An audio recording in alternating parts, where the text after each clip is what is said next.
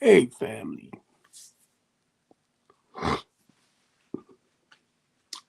Okay, y'all know what time it is, right? It's Saturday. Saturday.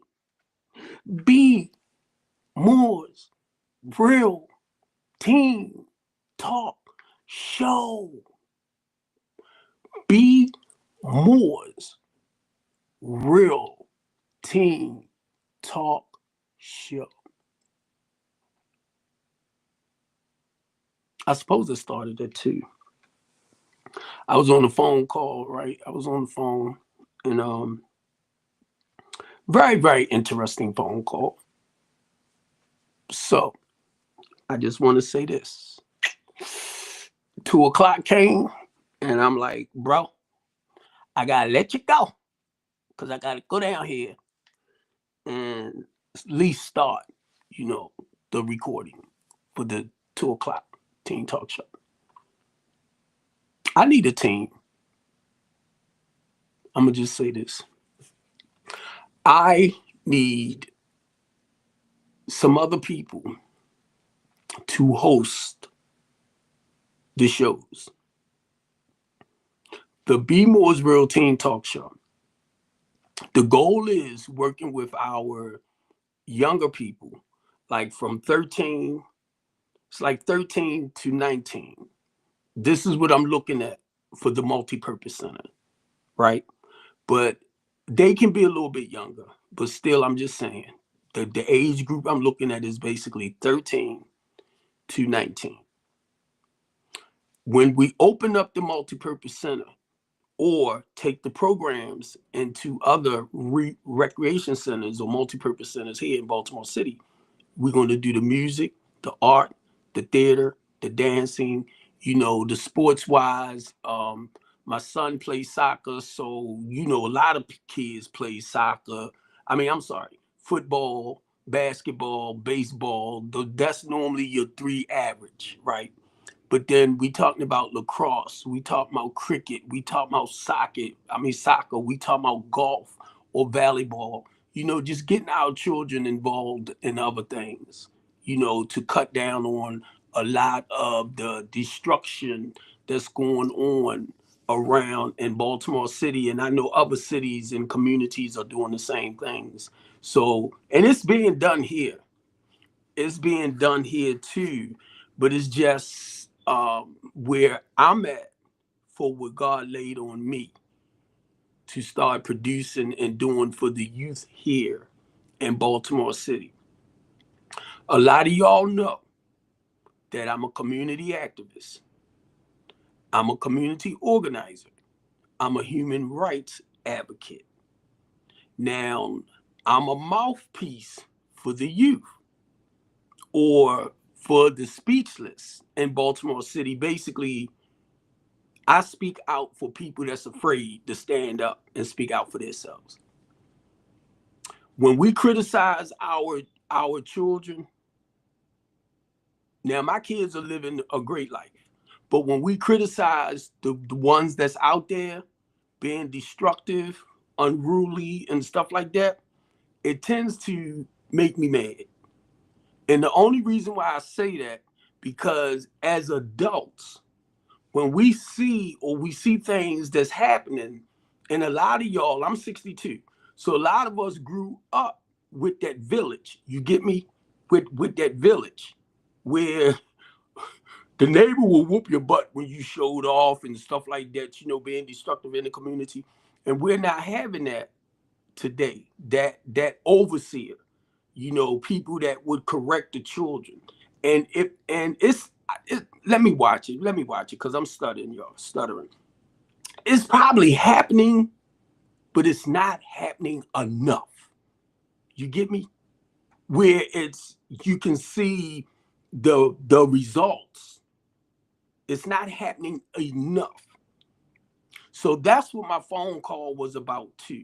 You know, um, we was talking about, and that's why I love talking to this guy Ray. He's 75, and y'all know I'm 62. But we talk about interventions. The way he grew up, wasn't no different than the way the melanated people grew up. Since y'all want to talk all about this, you know, black and white thing, and the white man this and the black man that, I guess you can tired of hearing that. I'm not no kid. I'm not no child. To me, can't nobody stop you from doing what you need to do in life but you.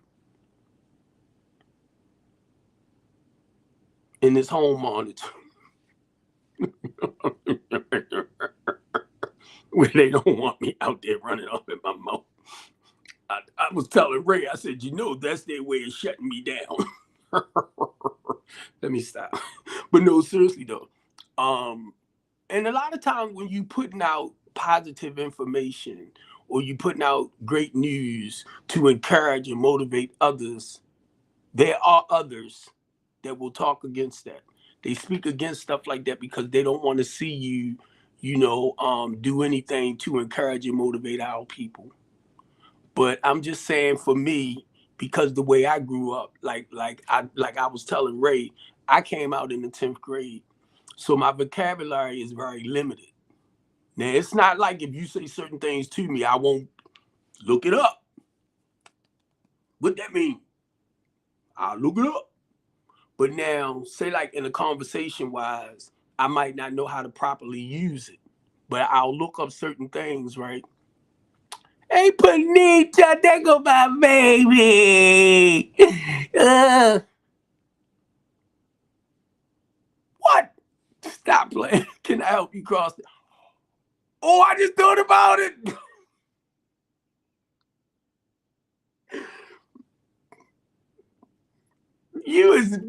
I just thought about it, right?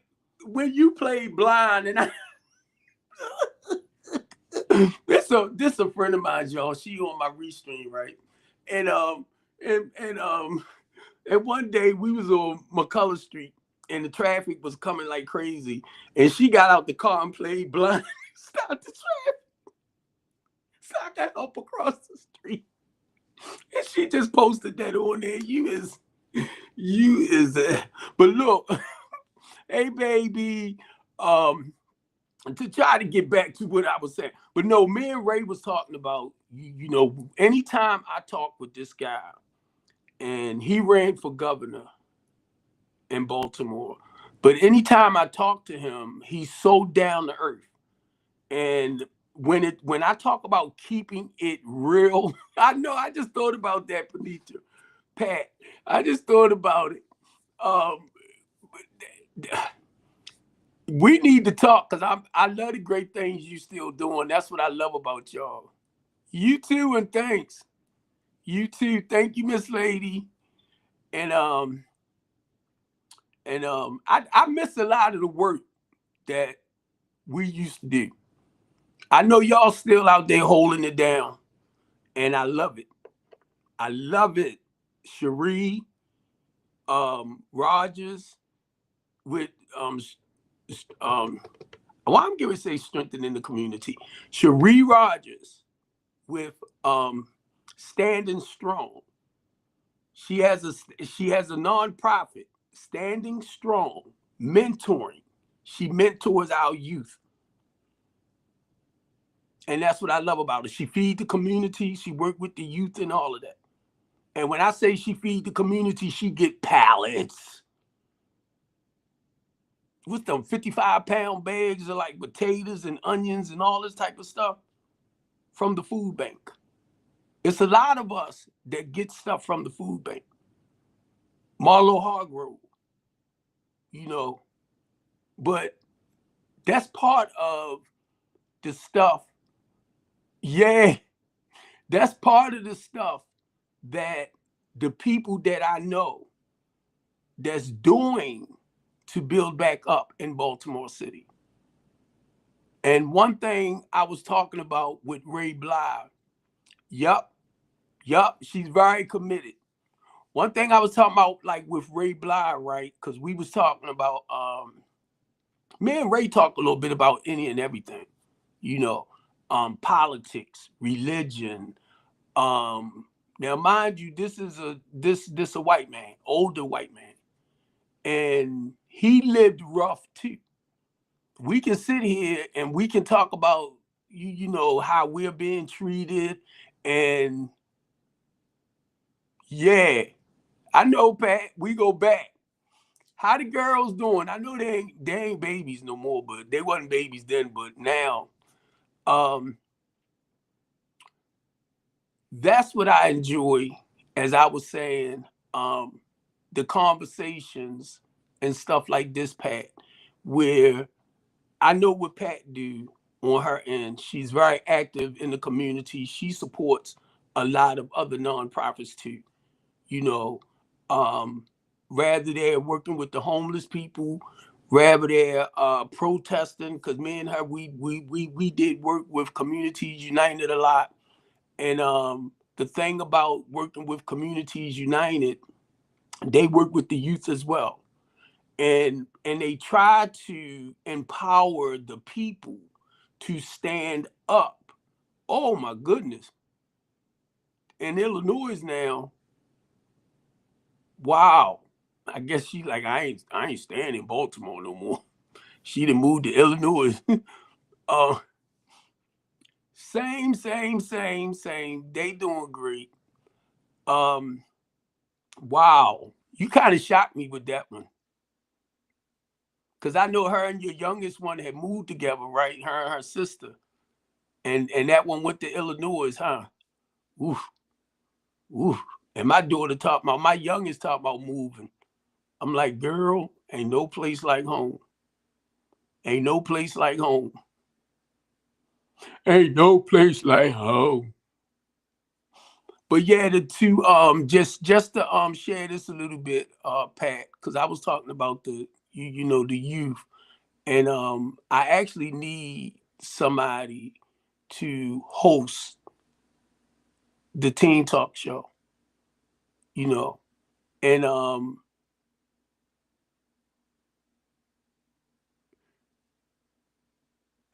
thanks. I was just talking to somebody, Pat, that works with well, said they was part of Communities United. So I was trying to see, do I remember them? Because don't come on my page when I say that I'm a lover or believer of Jesus Christ. Do not come on my page, and I don't want to take it too far. Do not come on my page with that religious history stuff or doctrine. Because like I said, my journey. Okay, okay, okay, that's great. She was telling me her daughter in Illinois, she got a better paying job than she had in Baltimore. I think that's why I, my youngest just started with this of a law firm, and she has her own office. And she said, "Daddy, I'm happy because I'm not in a cubicle. I'm in my own office now." I said, "Oh, yeah," but before I get too lost, Pat, and this is the goal. This is the goal. I just thought about it, Pat. This is the goal of us, like talking about our children, encouraging what's going on in our children's lives to help others understand that this is a single mother right here as well. And both of your children or your daughters went to college, right? If I'm not mistaken. Oh, you know, Steve. Steve don't drive trucks. Steve plays soccer. Steve, I think what he's trying to do now, he wanted to go overseas to become a professional soccer player. So I don't know where he's at now with it. I've been trying to see what's what. Now you see, I'm talking about our children, right? I've been trying to see what's what with them, right? But um, because his girlfriend go to Stevenson College to be a nurse, and my thing is she gonna be making real good money. So you need to make sure You making real good money to sustain, to take care your relationship. You know what I mean? Either way, that's why I'm at with that as the man, as the man. Responsibilities is to take care of his family. That's the way I was taught.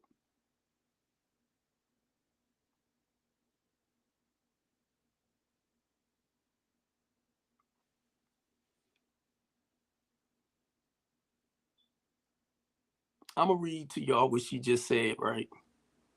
I was asking her about her two daughters. Now, me and Pat been knowing each other for God knows how long.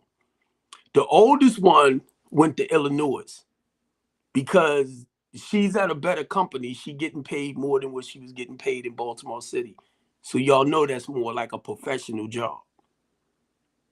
Anytime you up and move to work somewhere else, it ain't a McDonald's or a Burger King or Wendy's.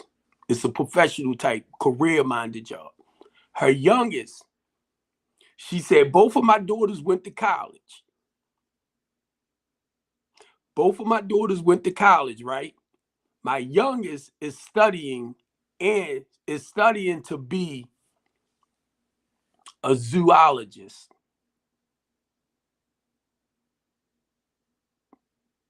See, this the type of stuff when that on Stephen Copeland Jr. Sports and Talents. This the type of stuff that I be wanting people to post on their page about, how our children are doing positive stuff, in life.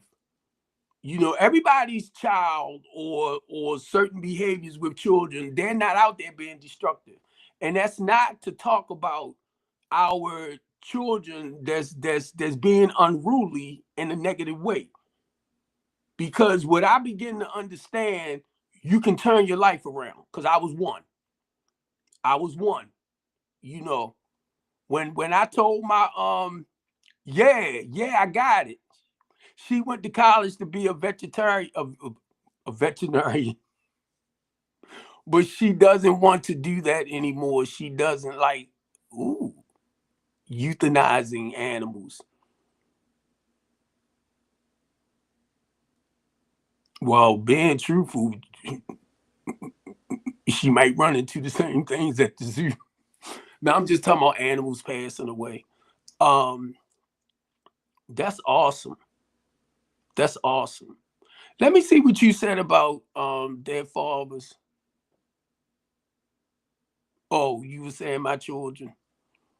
Thanks, Pat. And plus, you forgot the part they have a handsome father too. Let me stop. Let me stop. They have a handsome 62-year-old dad. My daughter, Pat, stop, Pat, cause you making me think about my daughter. My daughter told me, she was like, Dad. Now, mind y'all, and I'm talking about our children, the youth, teen talk. My daughter told me, right? Well, my second wife, I'm 15 years older than my second wife. We ain't together no more. But my daughter, like, Dad, when you get into when you start, when you get into a serious relationship this time, make sure she ran your age. I told my daughter, Pat, I said, Sienna, I don't care for women my age, blah, blah, blah. But you need to talk to somebody more your age, and blah, blah, blah, blah, blah. And she got mad. She got mad. I said, all right, I do 50.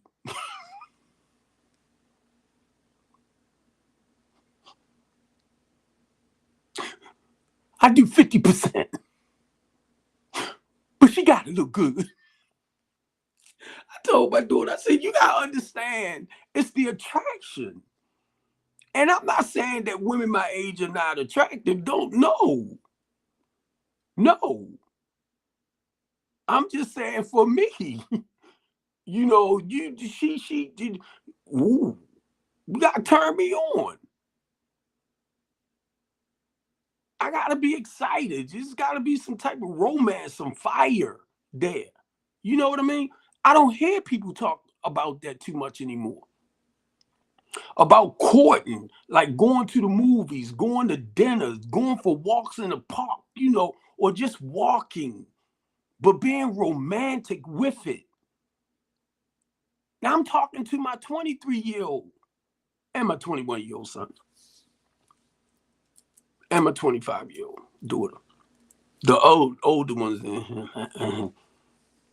Now, but I'm just saying, the romance,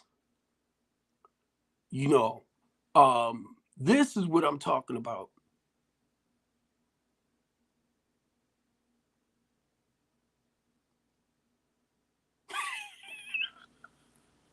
I'm gonna hurt you, Pat. Pat said, wow, she probably is saying that because they are more mature, and I know that you are still dressing. You ain't lying. You know me. I know, Pat. Be honest, seriously. I know, because I told myself too, right? I need to start dating women more my age. I'm not a kid no more. I'm not that immature or immature man that I used to be. So you know what you want. You know how you want that female. The only thing, why? You say you you say you can't walk in the park. Yeah, you can't, Pat. I know where some nice romantic parks at with the waterfall. Pat, they are more in your conservative areas. College Park, take them out that way. I'm telling you.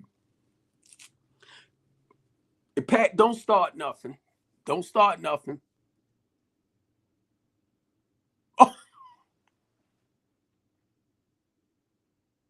Oh, hey, I know. Hey, Pat, you ain't lying. You ain't lying. That's my biggest thing. Cause I be like, Steve, why you always draw um unhealthy? So I had to look at me, Pat, because I believe, well, I'm a very sound-minded person, right? Um, Straightforward. And I want to go back on this right here because a lot of people look at my behavior and they look at my behavior as being wild and crazy. But that goes to show me that you don't know what being loving, kind, considerate is all about, what it's all about. Because when you expressing your feelings and emotions and people don't realize this is where you at, they will look at you as being crazy. Something ain't right with him. That's not true. That's not true. Some people might not like the way I approach certain things or the way I came or my delivery, which I understand that part. But to put me in a category of saying, oh, he crazy, oh, something ain't right with him, that is not true. Number one, and I don't want to take it too far on here like that. I was God sent, character wise. Don't look at me as being perfect.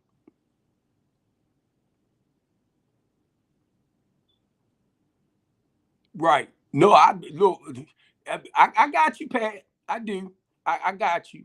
Pat said you are so intelligent, you don't give yourself the credit that you deserve. You are a God, a go-getter, and they are ready for you. And you know what, Pat? That's why I keep doing what I'm doing. I know you can. I know. That's why I keep doing what I'm doing, Pat. Because one, like I said, anytime I come on, I don't know who might be somewhere need to hear what I say out my mouth. Whether it's somebody young, whether it's somebody older. I try to teach people how to stand firm on your own beliefs, Pat, right? Because that's how we do. We stand firm on what we do.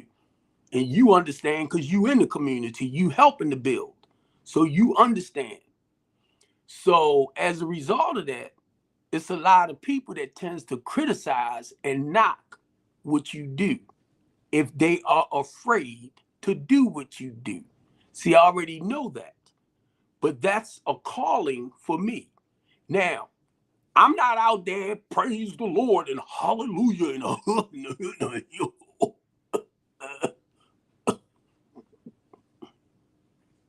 no, I do it a little bit different. So some people, it flies right over your head. But understand this. I come from a very, very destructive way of life. God showed me that too. God showed me that it takes a lot of courage to stand up and do the things that I do. And as a result of that, as a result of me speaking out in the community and I'm doing the things that I do, I'm on house arrest. That was their way of getting me off the streets. See, a lot of people don't realize that. That was their way of shutting me down to stop me from going around and trying to help build up in the community. I was starting to get too much attention, but I didn't have the right backing. So they was able to come for me.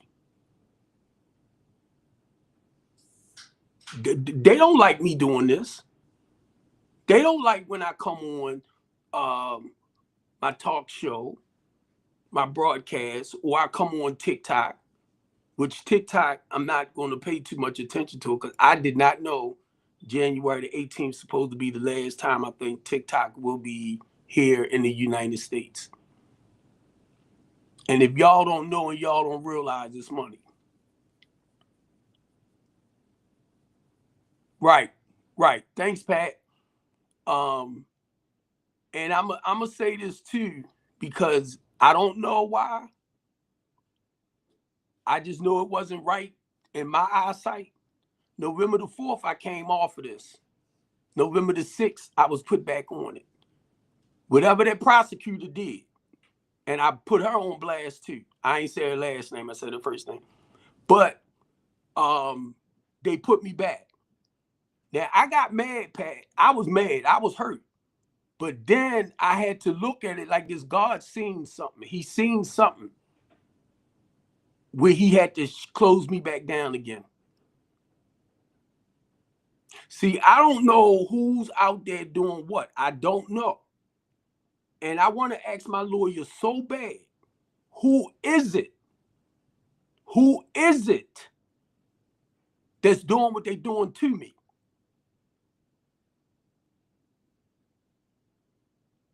Because this is what I told them, Pat.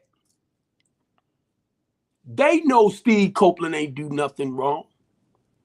They know the police officer set that bull crap up and the detective. Y'all know it. So now you got to go with the flow. I have not one time talked to a judge to say, my name is Steve Copeland. I am a community activist. I am a human rights advocate. I work with the homeless population. My goal is I do transitional, temporary to permanent housing. I work with women and children, and I haven't had the chance yet to tell nan freaking judge who the hell I am. And worked with Ivan Bates. No Brandon Scott. No, a lot of our local leaders. I'm talking about like people that's senators, congressmen, council members, because I deal with them in the community. They know who Steve Copeland is. They don't know that. Because you know what, Pat? Anytime I go to open up my mouth, Mr. Copeland, you can't talk. That's why they will not allow me to say anything. It's you are who they say you are. And my thing is, that's no bad. That's the only look. I'm telling you, I have not had the chance. I got locked up March the 12th of last year. I have not had the chance to explain to no judge who the heck Steve Copeland is and what he do. That's why I tell people, if you want to know about me, Google me. It will tell you all about Steve Copeland and what he do around Baltimore City. I ain't even got to open up my mouth. Because some of the stuff that I tell you I do and helping our build back up in our community or build back up in Baltimore City, and the stuff that I tell you I do, you wouldn't believe it. It sounds so unbelievable. But I'm telling you my story.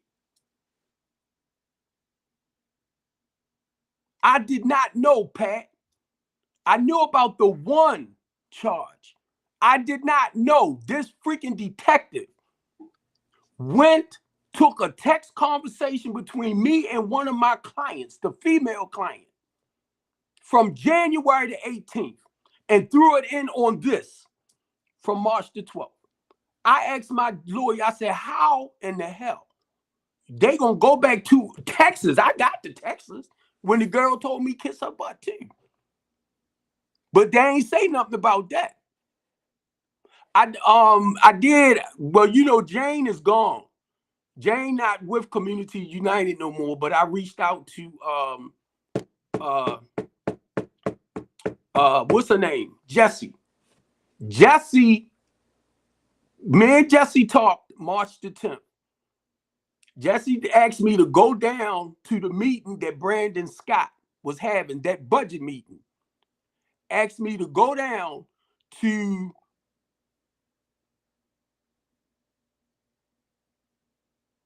Don't do that. Don't do that. Don't do that. Don't do that, because if you know what a plea deal is, understand what a plea deal is. And that's probably Devin, Justice. And I wish you please stop that, man, because I'm getting sick and tired of it. You go play with Larry Wallace and them like that. Stop doing that, bro. But anyway, let me say this. The reason why I told my lawyer that I was going to sue Baltimore City and the Eastern District Police Department. Yeah, I was talking with Jesse. Jesse left. She told me it's a I had text I was trying wait a minute. I was trying to get with because you know Jane left, so me and Jesse started talking, and I was trying to get with Jesse about fighting, speaking out on, because you know I think you was part of it, because you know we fight against reducing the police budget and housing. We fight against those. We protest against them. So I told Jesse, because I begin to understand how so many people get convicted of stuff that they didn't do. I said, now this time I'm going to speak out on it, because I see how it starts with the police officer, how he made the police report, then the charges. When you know this is my housing business, why would you sit up there and charge me with home invasion, burglary, and all this other stuff when you know this is my housing program? the whole Eastern District know. So why would you charge me a home invasion on my own stuff, which is my rental property and my business? Why would you charge me with a home invasion? Now, guess what? I never had the chance to talk to a judge to tell them all that. Because whatever information the police created, that's all they ran off on. They never once asked me, did you do what they said you did? Nobody. The whole thing is, if they say you did it, then you did it. I'm like, huh? If they say you did it, then you did it. Now let me share this with you, Justice, and please stop. I'm sitting here listening to this prosecutor. We know you didn't touch him. We know you didn't do nothing to him. We know you didn't do this. You didn't do that, but you was there. We know you didn't have a clue that somebody was going to swing on him. We know, because the police report stated that I didn't do anything. I was in the hallway and I hit the floor with a hammer. So read up your information, Devin. So the reason why I was pleading the Alfred plea, so I could let it go. I'ma leave it alone. Y'all already know the truth. So follow me and follow me right. Don't do that. I hate when people do that. When you don't know the whole truth, shut up. So the goal was to leave it alone. I said I'm gonna go ahead and let it go. I was gonna sue the hospital too about my freaking feet. The prison hospital. See, I hate when people want to come into stuff and you don't really understand what's going on. If you want, call me and talk to me. Don't do that. I don't like that. When you don't know the truth, you take that mess and stay over there with what's your name in them. But anyway, and I'm talking about me. No judge talked with me about what's going on. And even if they know the truth about Steve Copeland and what he do around Baltimore City, they wanted to make an example out of me. So stop freaking playing with me. Stop. I received a phone call a week before talking about how they shutting a lot of the organizers down, right? And I was like, dang, I haven't heard anything from what's naming them. You know, our 300, Gangsters 300 them out there protest, you know, doing what they do. I haven't been hearing anything. So I'm like, well, Brandon Scott and them ain't gonna let them happen to me and blah, blah, blah. And a week later, I was gone. Now, I received Angela. And I know she don't mind me saying this because she came on one day and said, I told you. Because she going through some stuff with City Hall.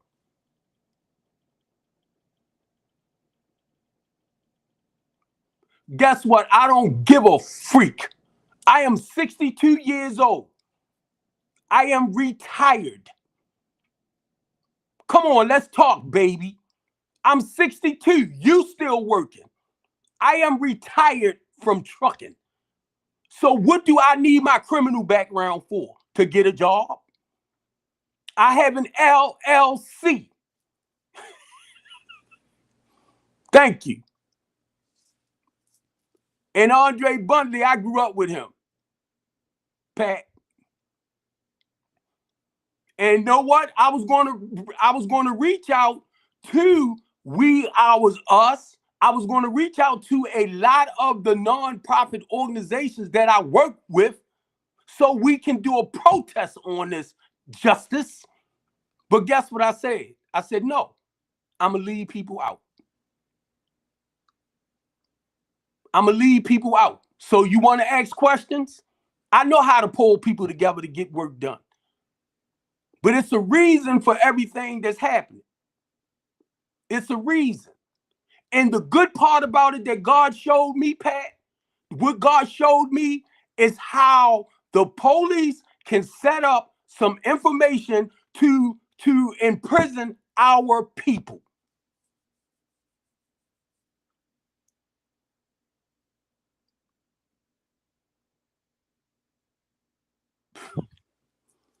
I tell you what, you must be talking about the devil, Justice. He said I need a clean record to make it into heaven. I'm doing God's work, bro. Let me make that clear to you. God showed me last year when he sent my butt over Central Booking. He said, you walking in the footsteps of some great men. That goes to show you don't know nothing. God took me back to the hell his people went through and standing up for his people. So understand your information. I need a clean record to get into heaven. I already know I'm going to heaven. I already earned my seat on the couch. Hey, Pat. Tell him, Pat. I already earned my seat on the couch.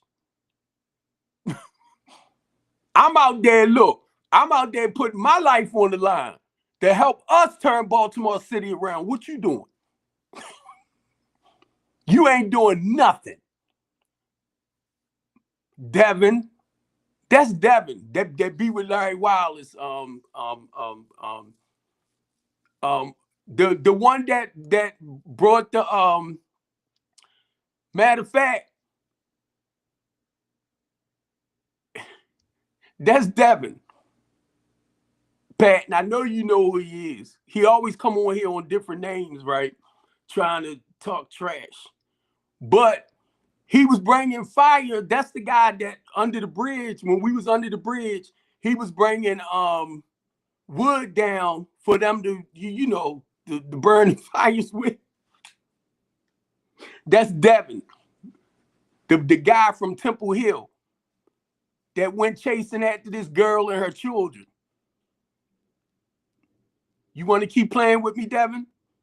Because see, I gotta watch my words because I'm over here on my couch conversation. I mean on the talk show, right? You just messed it up for me.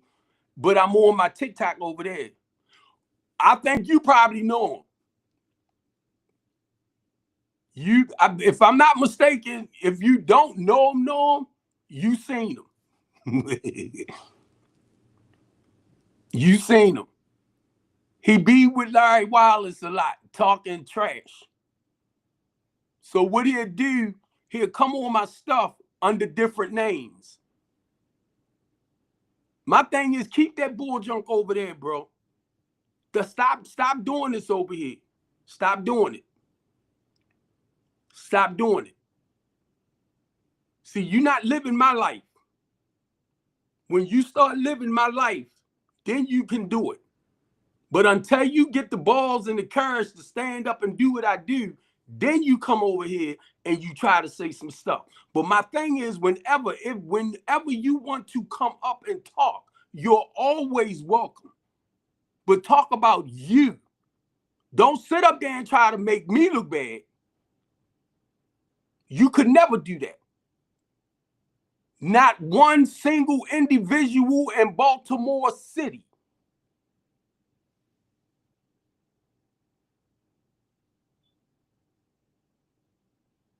I share from my personal experience.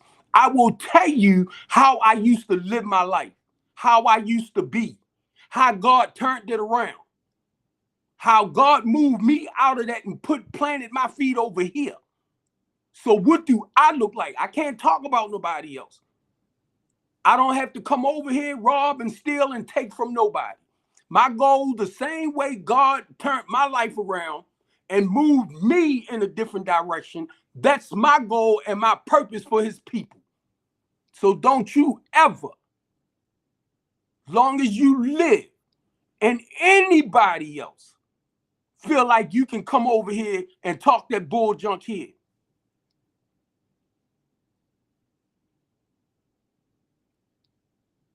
I am. But I'm feeding and housing the homeless. What is you doing? What is you doing? You coming on somebody else's stuff, that goes to show where you at. Anytime you got to come on somebody else's show and say negative stuff, that goes to show where you at and your self-esteem. Then you got to come on a fake page. Be yourself. You ain't being real to yourself. Be real to you. Don't worry about me. Be real to you. Cause you know what you know what Steve Copeland, the couch conversation and the real teen talk show is all about, right? Now, I'm gonna slide on the side for the teen talk show, right? Because I've been on here for 45 minutes now. The teen talk show is about embracing and encouraging and motivating our children. All right, Pat, thank you. It's about encouraging and motivating our children. What the freak are you doing? See, that's what I want to know. What are you doing to help motivate and encourage our people? Even when I come on this, when I come on my restream, I'm restreaming to 8 other platforms: YouTube, Twitter, Twitch, TikTok over here. And guess what? If I want to go on Instagram right here, I can. I'm only sharing this because this is what God called me to do.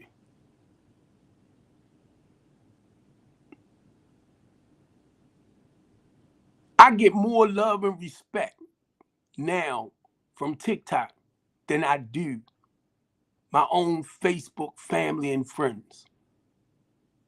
And guess what? When I say God turned my life around, I don't live nothing like I used to. Nothing.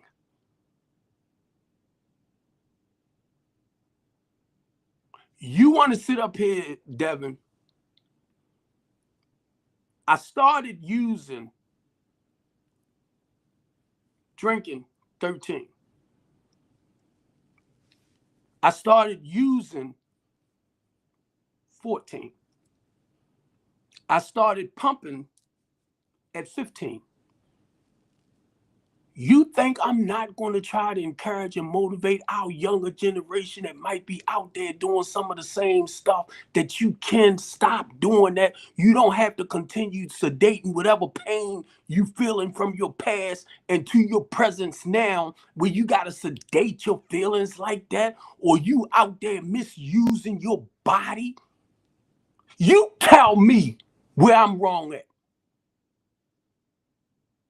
Because I'm trying to encourage and motivate not just our young people or our older people, our young people, that you don't have to be like that, or you don't have to live like that.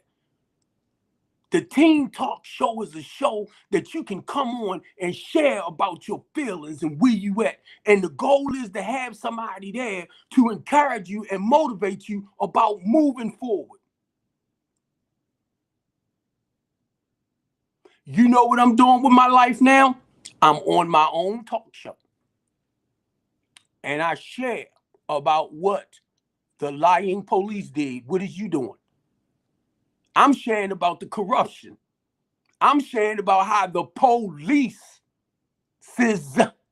can set up people and charge them with stuff that they did not do. And I'm going to say this again, bro. I'm 62 years old. I retired from trucking 5 years. What? It'd be 5 years, January the 6th. So I'm still, even though I retired, I started strengthening the community to build back up in the community. So won't you go tell that bull junk to Donald Trump with his 34 convictions? You want to come over here and mess with me? Go tell Donald Trump that. You're sorry. I got to watch it. Go tell Donald Trump that. You gonna come over here and try to talk trash. But your balls won't, your butt won't go tell Donald Trump that, will you? Sucker. Yeah, I'm a correction. Tell me what I did. Tell me what I did. I'm a part of the corruption. Tell me what I did. You're a part of spreading negative information. That's what you are. But you talking about getting into heaven. I ain't trying to be smart because I know Devin have a tendency, like I said, Devin have a tendency of coming on my my page with this bull crap. And that's a shame, man, when you know that's all I try to do is encourage and motivate our people. It's nothing. Keep in mind, it's nothing, Devin, you can say because my action proves totally different. Why don't you go to the prosecutor? And if you want, I'll call Ivan Bates and tell him, give Ivan Bates your goddamn name so he can give it to the prosecutor, the assistant prosecutor. You don't know me. Let me stop. You don't know me. You can't even sit back and be honest with yourself and laugh and joke about your own bull junk, but I can. I can sit here and talk about like being on home monitor. Tell them about that little kid you was chasing after, Devin.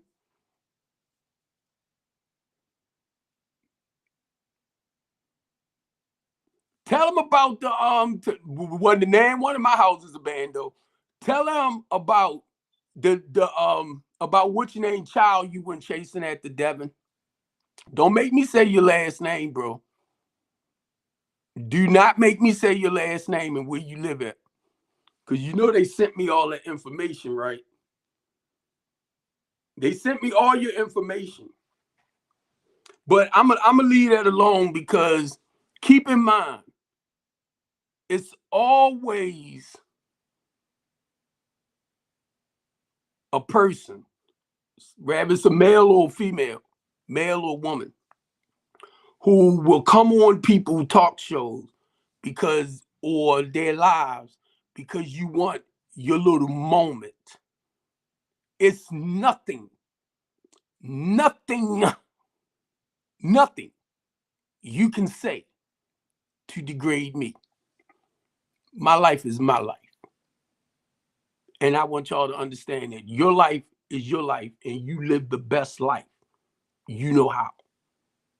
I don't care what a person done in their life. Check this out. Check this out. Check this out.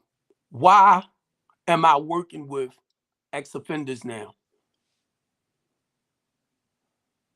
Why did Marlo Hargrove reach out to me to help work with him and the returning citizens?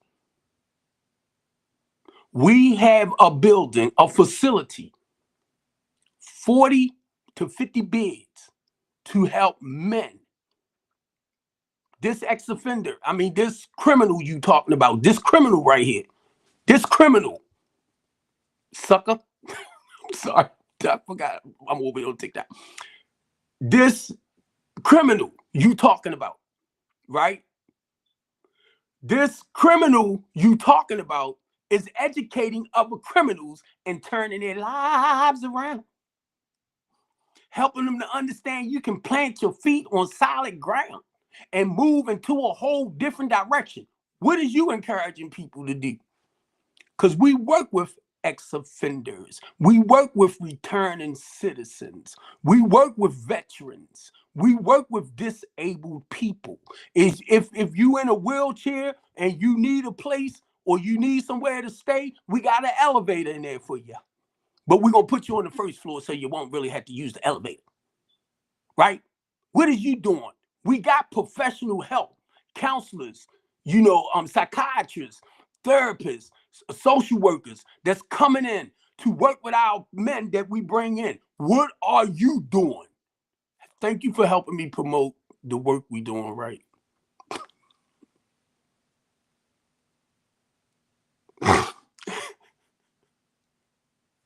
So who can better understand, who can better understand an ex-offender than an ex-offender? Who can better understand it than an ex-offender? So you ain't talking about nothing. Didn't I tell you I used to live a certain way of life?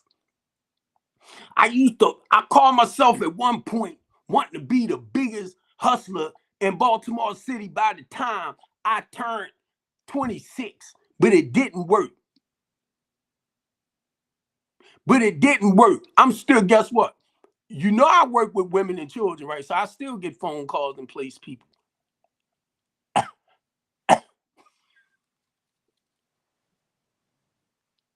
Thank you. Thank you. Since you asked that question, thank you. Thank you. I got a father, right? He has 6 children, 3 girls and 3 boys. He get $1,300 a month. Can you help me with him? Do you know some landlords that's willing to work with him? Or can you call social service and let them know that it's this father with 6 children, a king that needs their assistance? Can you do that? Justice? Can you do that? Then I have a woman. Well, you don't work with your mama. Hey, ain't nothing scam. Look, ain't nothing scam about Steve. Nothing, nothing, nothing. Put one person on here. Put one person on here that will tell you I scammed them. But I can tell you, you know a lot of people that scamming people. I know you know. And you send them to their services. You want to take it there? Huh? But look, no, seriously, all jokes aside. All jokes aside. Yeah, my mother did drink. But your mama did more than that too, sucker. Let me watch it before TikTok decide they want to send me a one of those. You got to watch what you say, Mr. Copeland. Now I didn't ask you. I didn't ask you. I didn't ask you, Devin, to please stop coming on my stuff. You don't listen. You don't listen. Now I'm gonna look your stuff up. I'm gonna look your stuff up since you don't want to listen.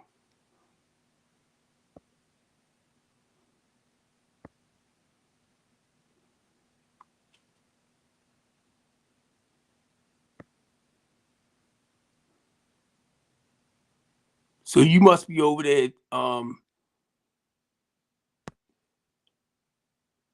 Now, see, you did it to yourself.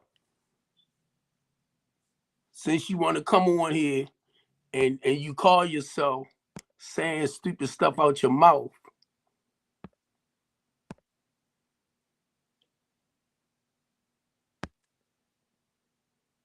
you did that to yourself. And for now on, anytime you come on my live and you coming under a name that I'm not familiar with, I'm gonna block you every time. Anybody got time for this stuff? We got people out there that's really asking for help, and you want to come over here playing, actually knowing who's going around playing with our people like that, and you want to come over here and play. Guess what? And I'm gonna say this again,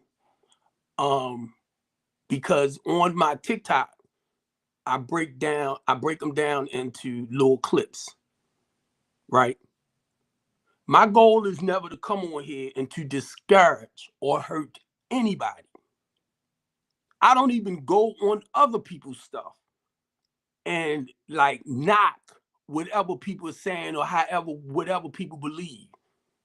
Because what I understand, we all don't see life the same way. Barbara Jean taught me very, very well. Morals, values, principles. She taught me from a child that men take care of their responsibilities. You won't come on here and say stuff like this. I raised my nieces and nephews.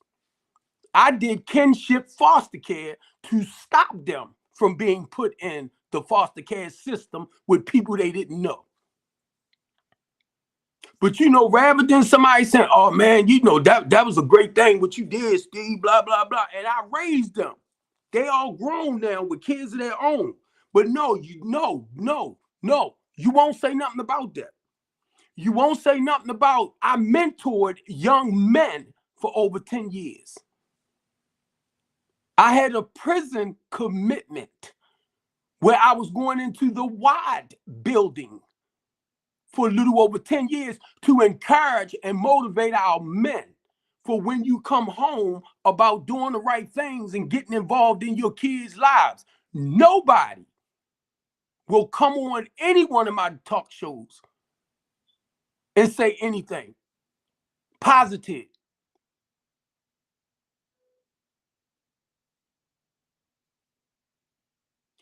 I was given the white 16-foot box truck to get donations.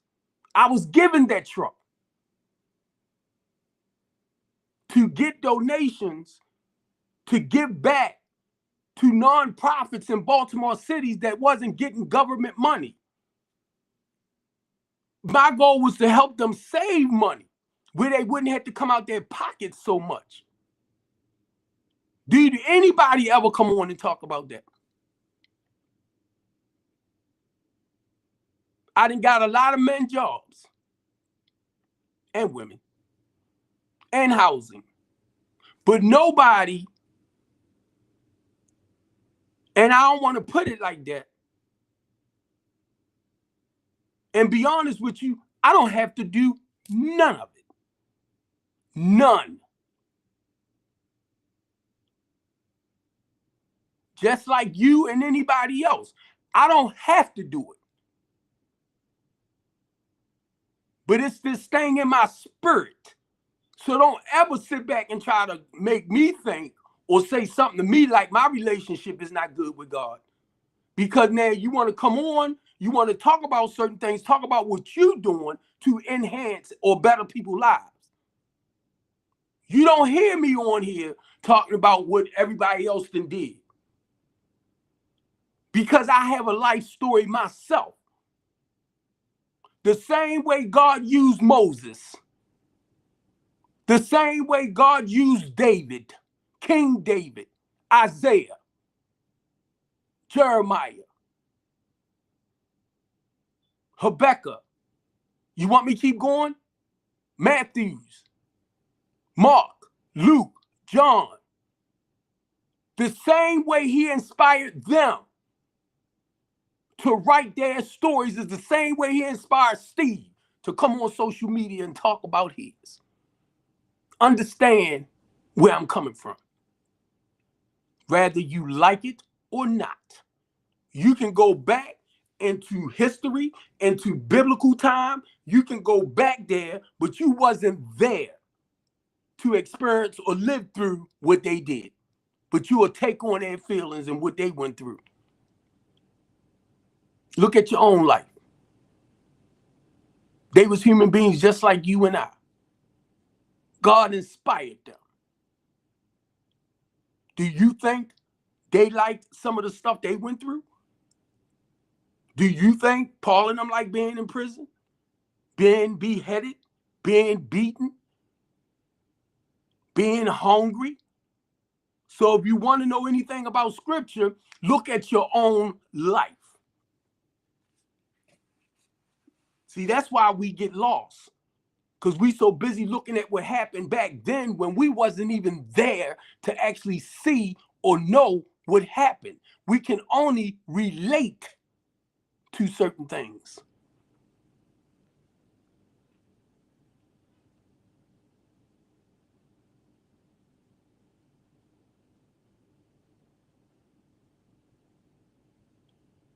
I don't take what I understand about intervening or intervention or helping others to change the quality of their lives. I don't use that to manipulate and lie and play with people. I don't do it. Now, I work with the homeless population. I don't take their cards. I don't take their food stamps. I don't take nothing because my program is independent living. So you have to still cook for yourself, clean for yourself. I'm just providing a roof over your head. I don't get government assistance. So whatever landlord I work with to be able to sign a lease to help people have a place to stay where they feel more comfortable with a roof over their head than in a shelter. You want to try to make that look bad? It's called transitional housing. You still have to pay your way if they don't get government funding. Now, if I had to charge you $500 for a single room, I was charged $800 for a teeny weeny room. And I only needed somewhere to go for the moment. Didn't have no TV, didn't have no internet service, didn't have none of that there.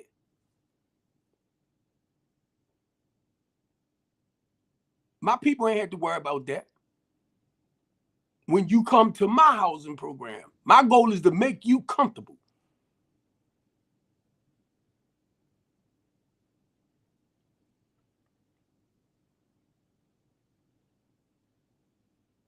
And if you got children, because most of the women that I work with that calls me might have 2, 3 children.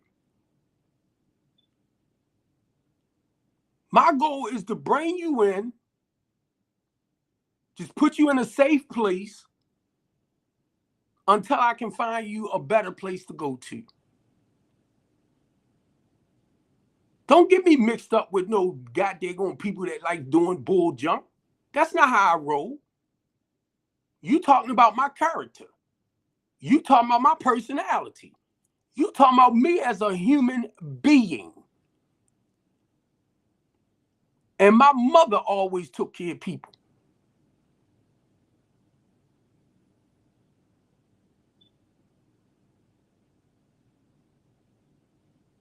You don't never sit back and take somebody who helping to change the quality of individuals and family lives. You don't do that and try to make them out to be monsters.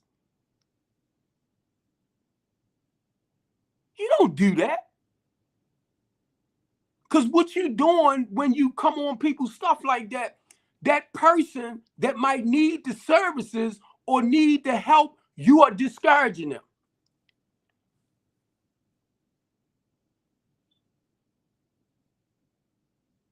But you think you're doing something to hurt me. You ain't hurting me.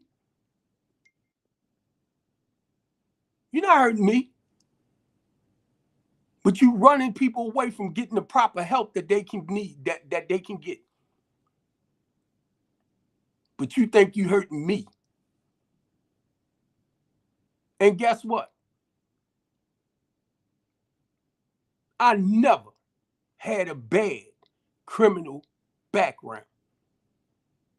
And like I said, I'm 62 years old. I ain't looking for no job. I'm retired. It's about building on the business. It's about using my personal experience with the corruption that I see on how they can take innocent people and how innocent people will plead guilty to something that they really did not do. Did you catch what I was saying when you said something about the plea agreement? But guess what? The crazy prosecutor, right? She would say one thing, she flipped it.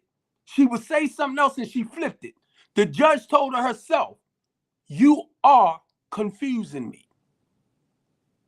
Listen to what I'm saying. So when you come back and you want to come for me, I'm telling you I was standing right there.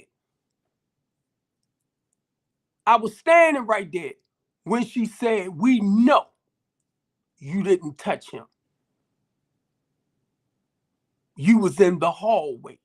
We know you had no idea that that person was going to swing on him or take his phone. We understand all that. But the point is, you was there. So at least you know. That's where I was at. You know I didn't do it. But you want me to plead guilty to something that I didn't do. Now, if you listen to what I'm saying, this was to actually close everything out and just leave it alone. That's what I was agreeing to. Okay, the lawsuit I want to file with Baltimore City and the Eastern District Department, I'm going to let it go.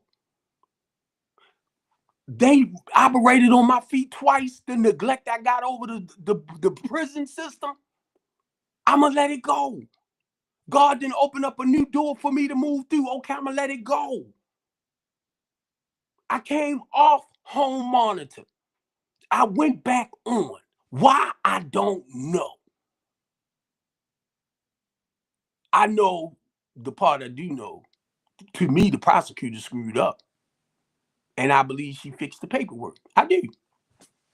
I'm just telling you from my experience. Or what, what I'm seeing. So please don't do that. Don't you ever. I don't care who you is. When you hear somebody sharing their story, one thing I learned about me with coming up on 32 years clean, I don't have to go around and do stuff where I have to watch over my shoulders or watch my back like I did when I was hustling. Or if I'm outside and I'm hearing gunfires, I mean, I'm a duck and get out the way, but I'm not going to be like somebody trying to get me. At one time, I was like that. Understand the difference between not living like that today. I don't have to look over my shoulders like that because I know I ain't doing nothing to run and hide from anybody. And not a man. Okay? Not a man. I ain't never ran from a man. Never in my life. And I don't care what you got on. The badge, the gun, that don't bother me. One thing I learned about life, when it's your time, it's your time.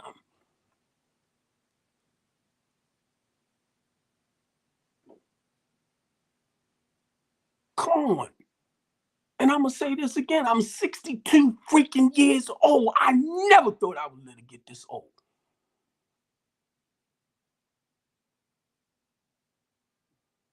And it's not because I'm robbing and I'm stealing and I'm taking from people.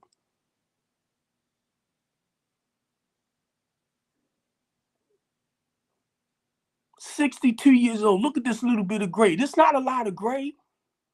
I know people younger than me covered. And some of them are covered because they stressed over life. When life get too hard for me and I can't handle certain things, Jesus. And if that's not where you at, and if that's the white man, God, and all y'all want to say that type of stuff, that's fine. Because if that's what you believe and that's what you being taught, that's your stuff. Don't push it here. Because I'm going to ask you. When I cried out in 1993, God, please help me. What melanated man or what Caucasian man took that desire from me? I'll wait.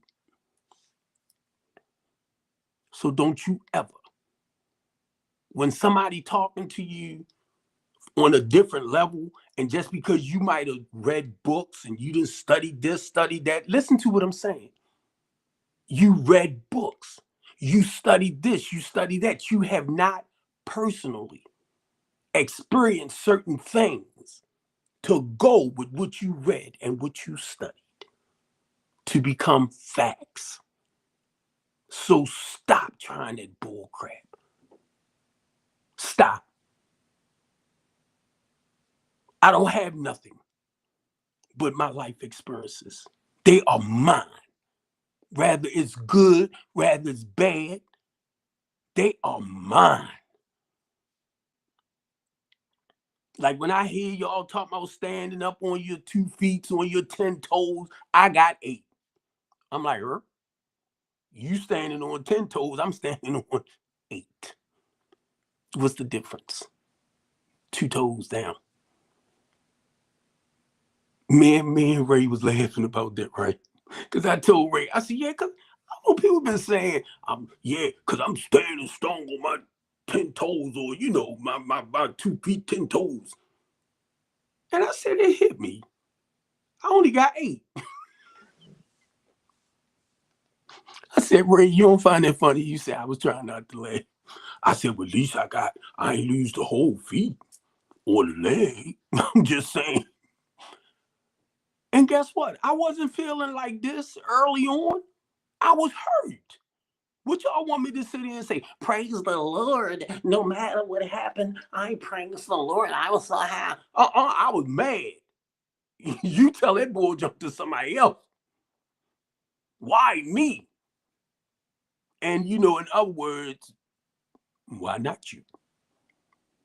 The reason why I allow certain things to happen to you, Mr. Copeland, nope, I ain't calling you Mr. Copeland, son, because I know you're going to get on your little live stream stuff, and I know you're going to talk about my goodness.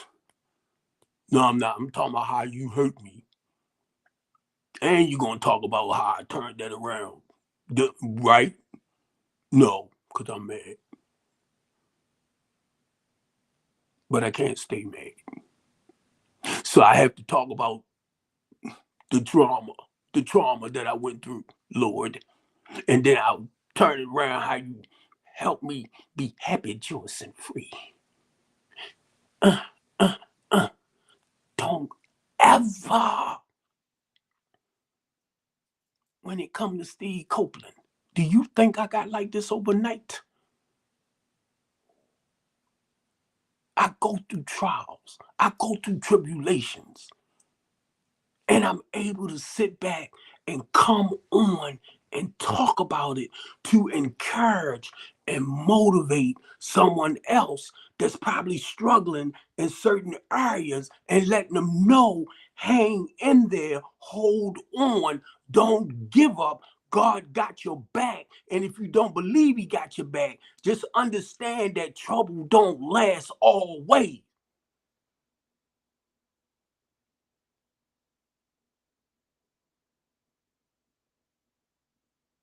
Go through what you gotta go through. I ain't like it. Feel what you gotta feel. I ain't like it. What else I'm gonna do? I ain't trying to unalive myself. So I gotta go through what I gotta go through. I gotta feel what I gotta feel. And I thank God for the people that watch me struggle and go through what I go through, and then they come in and they feed my spirit.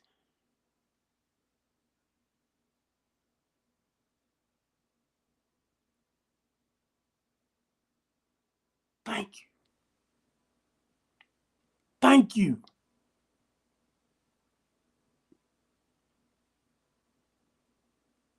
I'm not sitting here talking about Moses. I'm not talking about David. I'm not talking about Isaiah, Jeremiah. I'm not talking about the prophets of the Old Testament. That only talks about our older experience. That's the Old Testament. That's how God dealt with them during that covenant time. I don't live that life no more. So I can only share my new testimony and a little bit the old. But my new covenant, how God working with me in the here and now. I ain't understand a lot of that, but I understand it now. That's my old testimony. That lifestyle, that behavior. So now I'm in the new way of living in life.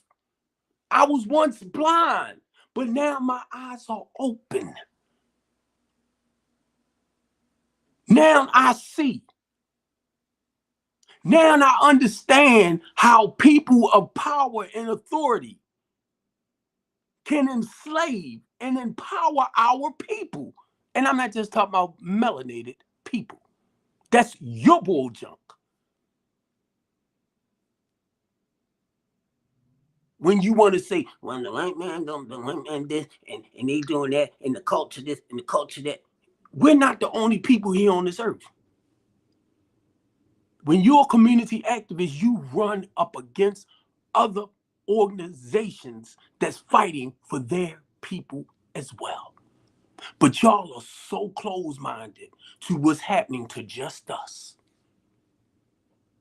And that's sad. And that's this.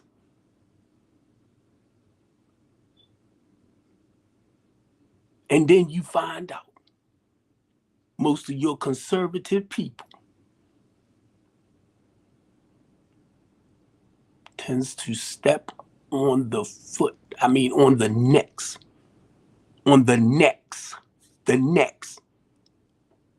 or the shoulders of your poor people to keep them down.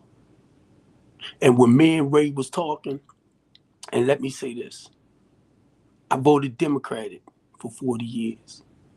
And when I found out it was full of crap, I got disappointed and I backed up. So I met the Republican Party. They was talking about all this Gucci stuff, how they want to come into the inner city and help turn this around and help turn that around. I'm like, where y'all been all my life? We've been here. Well, guess what? I became a Republican. Where y'all at? Y'all not walking in the inner city. Y'all not creating programs to build up and help people turn their lives around. Y'all told me this what y'all was going to do. This was to say, so do not. I don't give a freak if you are a Democrat or you are a Republican. If your goal is for helping the less fortunate and building and motivating and encouraging them and coming up with programs or businesses to improve their lives, if you're not doing that, stay out my way. Stay out my way. Because guess what? I became a Republican and I had to walk away from their lying asses too.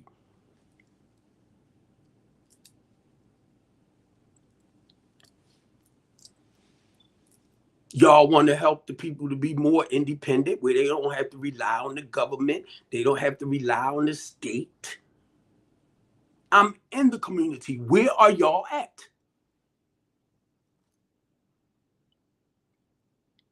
Republicans, try me. Try me. Because you can sit and you can talk all of this. Talk this.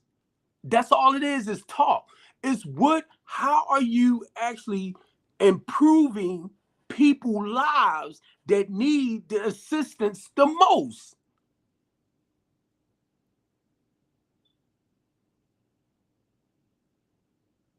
If I make 100, 200,000, 70, 80, 60, 50, all depends on what you got in your life or what your expenses wise.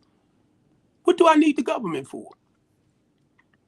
9 times out of 10, when you work in a career-minded job, and that's what y'all need to understand, the difference between a regular job to some degree and a career-minded or professional job. Normally, when you work in a job like that, you get paid vacations.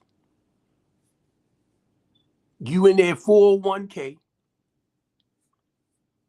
retirement plan, medical assistance from your job, from your career or your professional-minded job.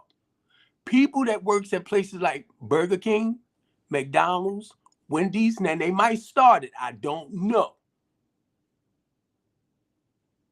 But most of your jobs, not your professional jobs, but most of your regular jobs, they do not cover you with like health plans and all that type of stuff. And I was listening to this guy the other day. If you working somewhere and you making $13, $14 an hour, no, they're not going to cover you like that. They have to make more money off of you to be able to pay those things because of the work you're doing. Now I'm going to say this, as a professional tractor trailer driver, I didn't work hard as I would if I had a regular type job. I learned to work smart, not harder.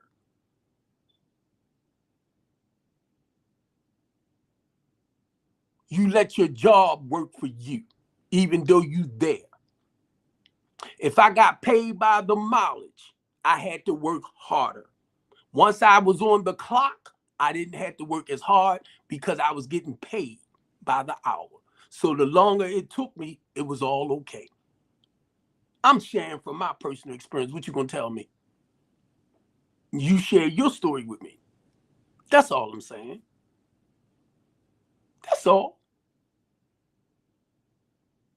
And you do have some people that makes real good money, and their job might not be like a professional or career, you know, well, professional, career oriented, white collar. That's what I was trying to get to. Where you making real good money. Money. So understand the difference. So the goal is with Steve Copeland, when you come into strengthen the community, the Latanya D. Copeland House of Hope, right? The goal is to encourage you and motivate you. If you're making $10 or $15 an hour, where you at? I know you can't pay $1,400, $1,200, $1,000 for rent. And that's not including gas and electric, cell phone. And then if you got children, the personal items that you have to buy for your kids and, you know, throughout the month. I know you're going to struggle. Mainly if you're a one-parent family. I already know that. That's why the goal with what we are doing with the transitional housing or the program, you know, with the transitional housing, I'm sorry, and is to try to get you into something more affordable. So if you come into, until I start getting government funding, then I won't have to charge you for whatever, you know, house that I lease or rent. Stop trying to twist stuff to fix your narrative. I'm no different than any recovery program, any center that might have to lease out a place or rent out a place to service or do their business. I'm no different than that.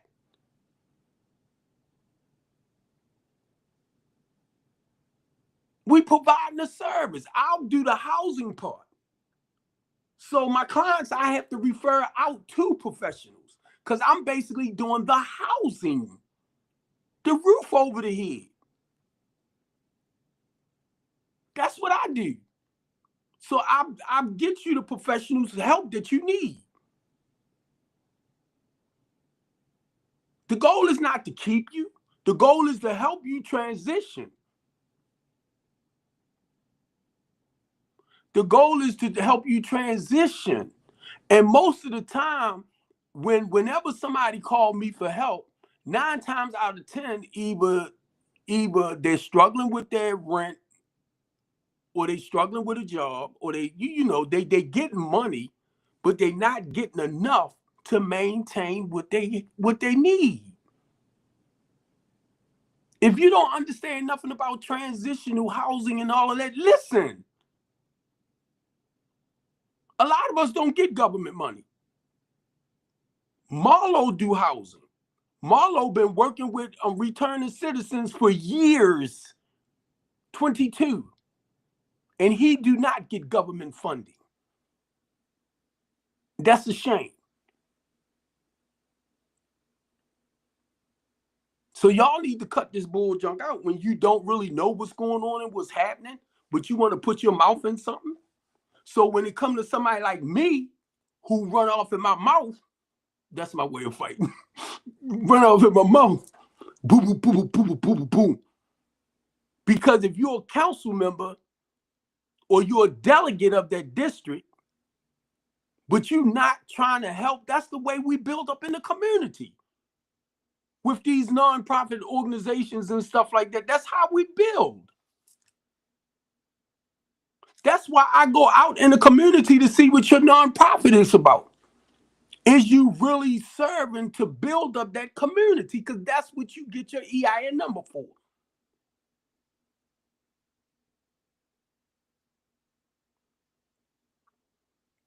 Some people do it to benefit themselves. I'm a LLC. So basically, I'm a corporation. Okay? Either way, you would have to write me a check.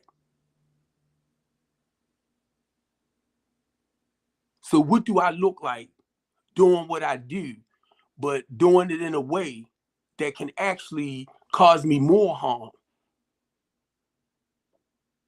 I didn't get locked up because of no clients.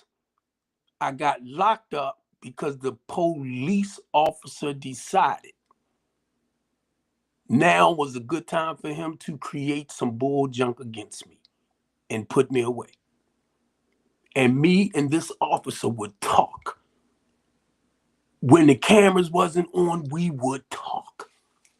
How the freak you think I feel about that? Me and this man talking. But then when your camera on, it's like I'm talking to a total different human being. I'm like, what the hell didn't happen?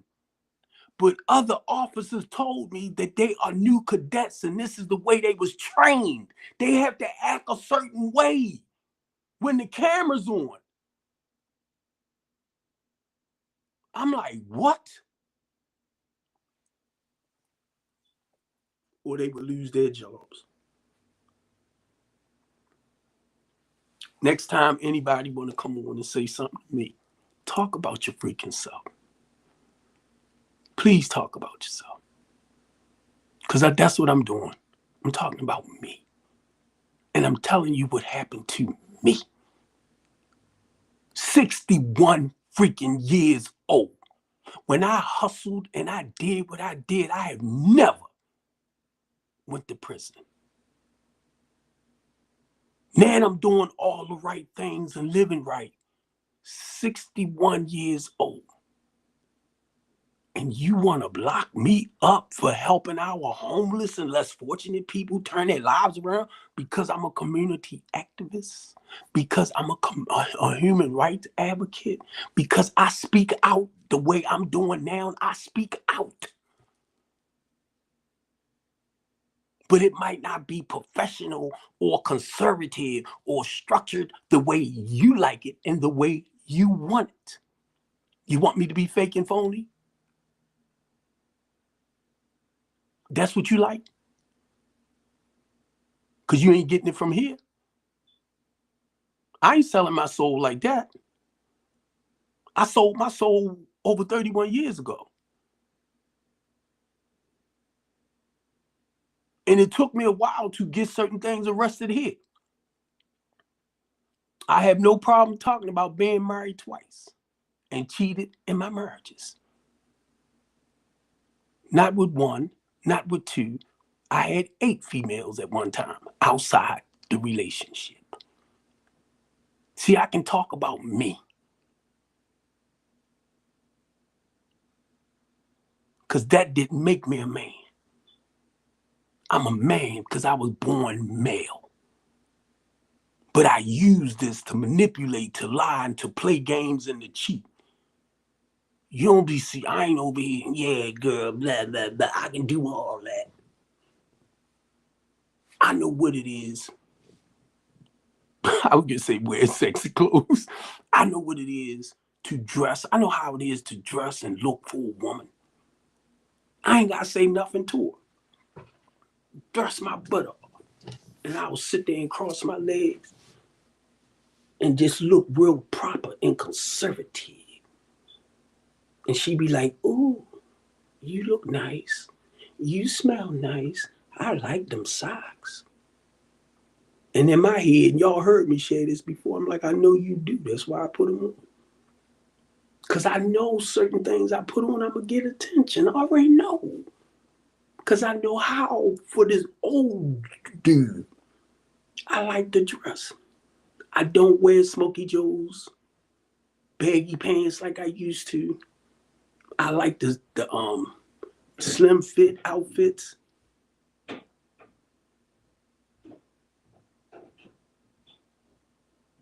I like that pretty boy style, that pretty boy look. And I'm 62 years old. So over the years of getting here, and I've been married twice, so you trying to tell me I don't know, and I got daughters.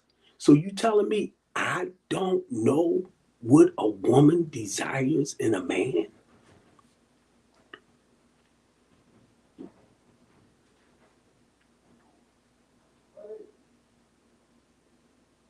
Want to tell me?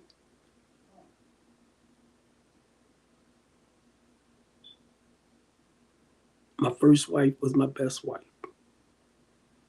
My second wife, I didn't just love her, I'm in love with her. But I still end up doing the things that I did. When trouble came, I ran the opposite way. You can sit back and say all you want. Well, I would have this, I would have that. That's you. Anytime you go to say stuff like that out your mouth, just remember that's what you would have done. So you say, because everybody don't take the same route. I wouldn't suggest what I did to anybody to destroy their marriages, their relationships. No. If I can encourage you, now that I learned from it, if I can encourage you and motivate you or say things so you won't have to deal with that shame and that guilt that I felt because of, not being strong enough to deal with my feelings and emotions, and I'm being straightforward. I ran. How many men gonna sit back and tell you that? Well, see, because they don't know why. Some of them don't know why they do what they do. But I have a tendency whenever I do something, off the wall, I look at Steve. Steve, why do you do that? Or if I can't touch it, like get to the root cause right then and there, you know what I do? I will go to a therapist or something. Because what I'm doing, my life is spiraling out of control. So I need to help, I need somebody to help me get some balance back there, so that I'll stop, so that I'll have more peace in my life. I don't want to run around day after day being like lost in a bunch of chaos and confusion. No, practicing that. No. Some days I'm gonna tell you, if I'm bored, like right now, being on this thing, if I'm bored, I be trying to think of stuff to do. No, I can't do much. I ain't trying to get in trouble. You know what I mean? Might want to walk over to the store. It's only right there, little stuff like that. But my paperwork said to the doctors, to the lawyers, and guess what? If I got to go grab me something to eat, like get some food to bring in here, then I gotta do what I gotta do. Yes, I went over to the market. What, I'm gonna sit here and starve myself? And I've done that too, where I've lost some weight on that too. But it wasn't intentionally. But I'm just saying this, y'all, because guess what? And I'm gonna say it again, and I'm gonna say it again, and I'm gonna say it again, and I'm gonna say it again. This is my personal life experiences. This is not based around what somebody else lived or what happened to somebody else. I'm telling you about Steve Copeland. I'm 62. I can talk about my mother for the 26 years of me knowing her. I can talk about a little teeny bit about my grandfather. He passed away when I was around about 9 or 10, I think. I can't talk about his father. He was born in 1855, if I'm not mistaken. No, 18, I think 75, because I'm looking at my grandfather's age. Yeah, I think we're about 75, 77, 75, somewhere along that line. Yep. Yep, because I got that on my um, ancestry stuff. But anyway, I'm saying that because I can only look at the 62 years. I'll be 63, God's will, February the 20th. And if I live to see 50, 63, I'm gonna be blown the freak away. 63, not 33, not 43, not 53, but a 63. Y'all might, you can say all you want, oh, that ain't not my age, ain't not a number. Tell your body that sometime. Cause you can believe certain things here, right? But your body gonna tell you, yep, you ain't got that energy and that drive and that, like you did when you was in your 40s and 50, slowing down some. Hey, EK, but I'm just saying this right because me me and me and Ray was talking about this. I said, Ray, what you 75? And he had to know he gonna talk. I said, Ray, I'm 62, right? But then he gonna repeat my age back and say I'm 65. He's 75. I said, wait a minute, Ray. I said, I gotta clear you up on something. I am 62. I'll be 63 in February. I am not 65 yet. I said, my body keep telling me I'm 26. Well, my mind. And my body be like, you better stop playing. I said, Ray, don't speed it up too fast. Because, his body breaking down, my body, we getting older. But it's just the point, I can talk to somebody a little bit older and we laugh and we kid and joke. Now, he's a YT, 75 years old. But you can't tell him he not. he said, Steve, I went through all of this. Now, mind you, because of the life he lived, his struggles wasn't no different than ours.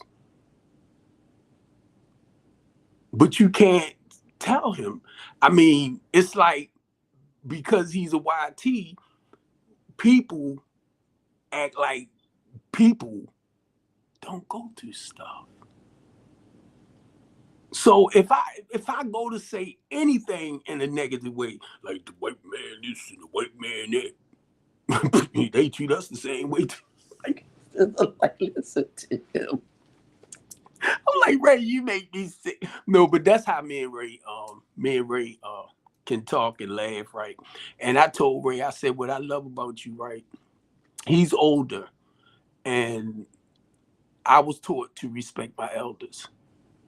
And that's something he was saying too about how you respect me. What I say, well, you got to understand too, because this is the way I was raised. And even though you're 13 years older than me, you have 13 more years of life, of living, than I do. And I don't play with that with people. You can be 70. But the reason why I'm saying that, because I'm 62 and you 70, you have a little bit more life experience as far as living wise than I do. So, and not only that, we might see life in a total different way now compared to somebody that's in their 20s, somebody that's in their 30s, somebody that's in their 40s. Because guess what? If you in your 30s, you can't think like you 40 because you in your 30s. How you gonna think in your 40s when you're not even 40 to know what it's like to think at 40 or 50, right? But the reason why I'm saying that, because we will put ourselves here, even though you might be a little brighter now. Don't get it wrong. But that's more like your education and things of that nature. But you are intelligent, you are very bright, you're very wise for the age group that you are in, or you appear to be more mature and wiser in that age group of 30. But mentally, physically, you're not 40 yet. I hope you missed it. Because guess what? Between my 30s and 40s, by the time I hit 40, my life totally changed. I was living and thinking differently in my 40s than I was in my 30s. Now, mind you, I didn't understand that till I was in my 40s.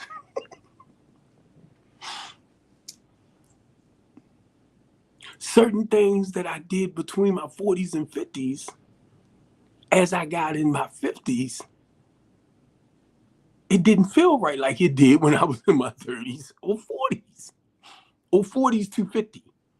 Because it's like after a while, for some of us, it's like certain things will start slowing down and certain things will start doing more.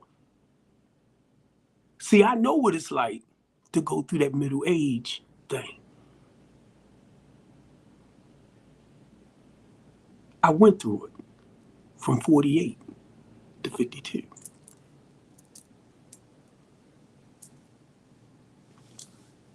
It was called male menopause.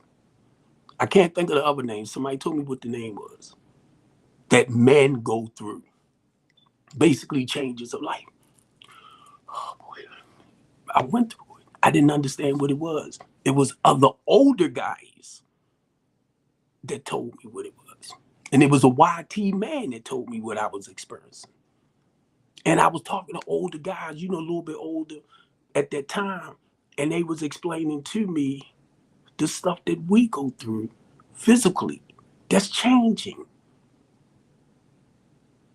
So sometimes it's like you might feel like you're very educated and you know a lot and you know this and you know that only for where you at.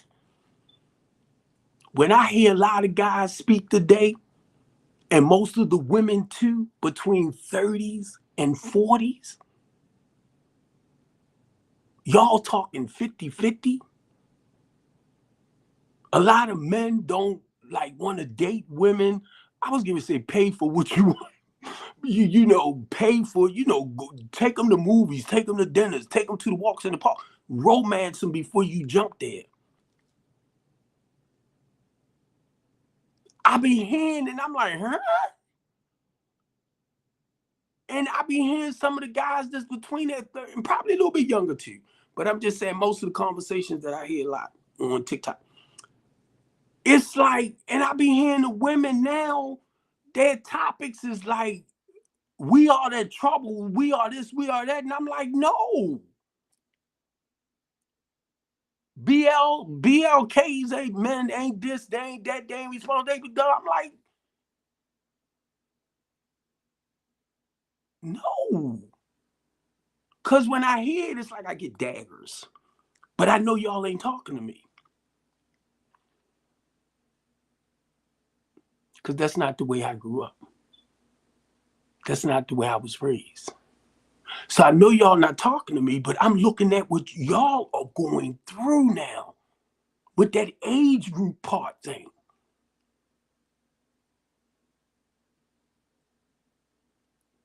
I'm like, wow.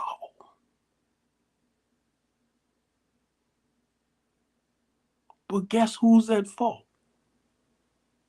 If you between 30 and 40, in your 20s, in your 50s, and if you're dating irresponsible men, who fault is that? Who chose that person? Who chose that person?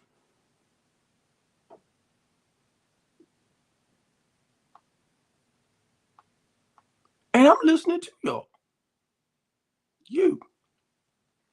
You allowed that person in your life.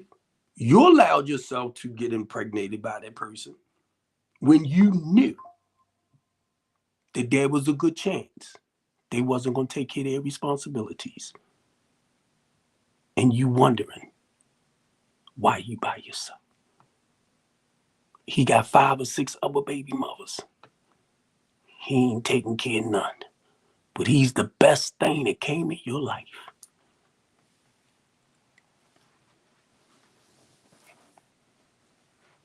Now he ain't doing what he's supposed to do. You want to come on and put him on blast. He was already like that.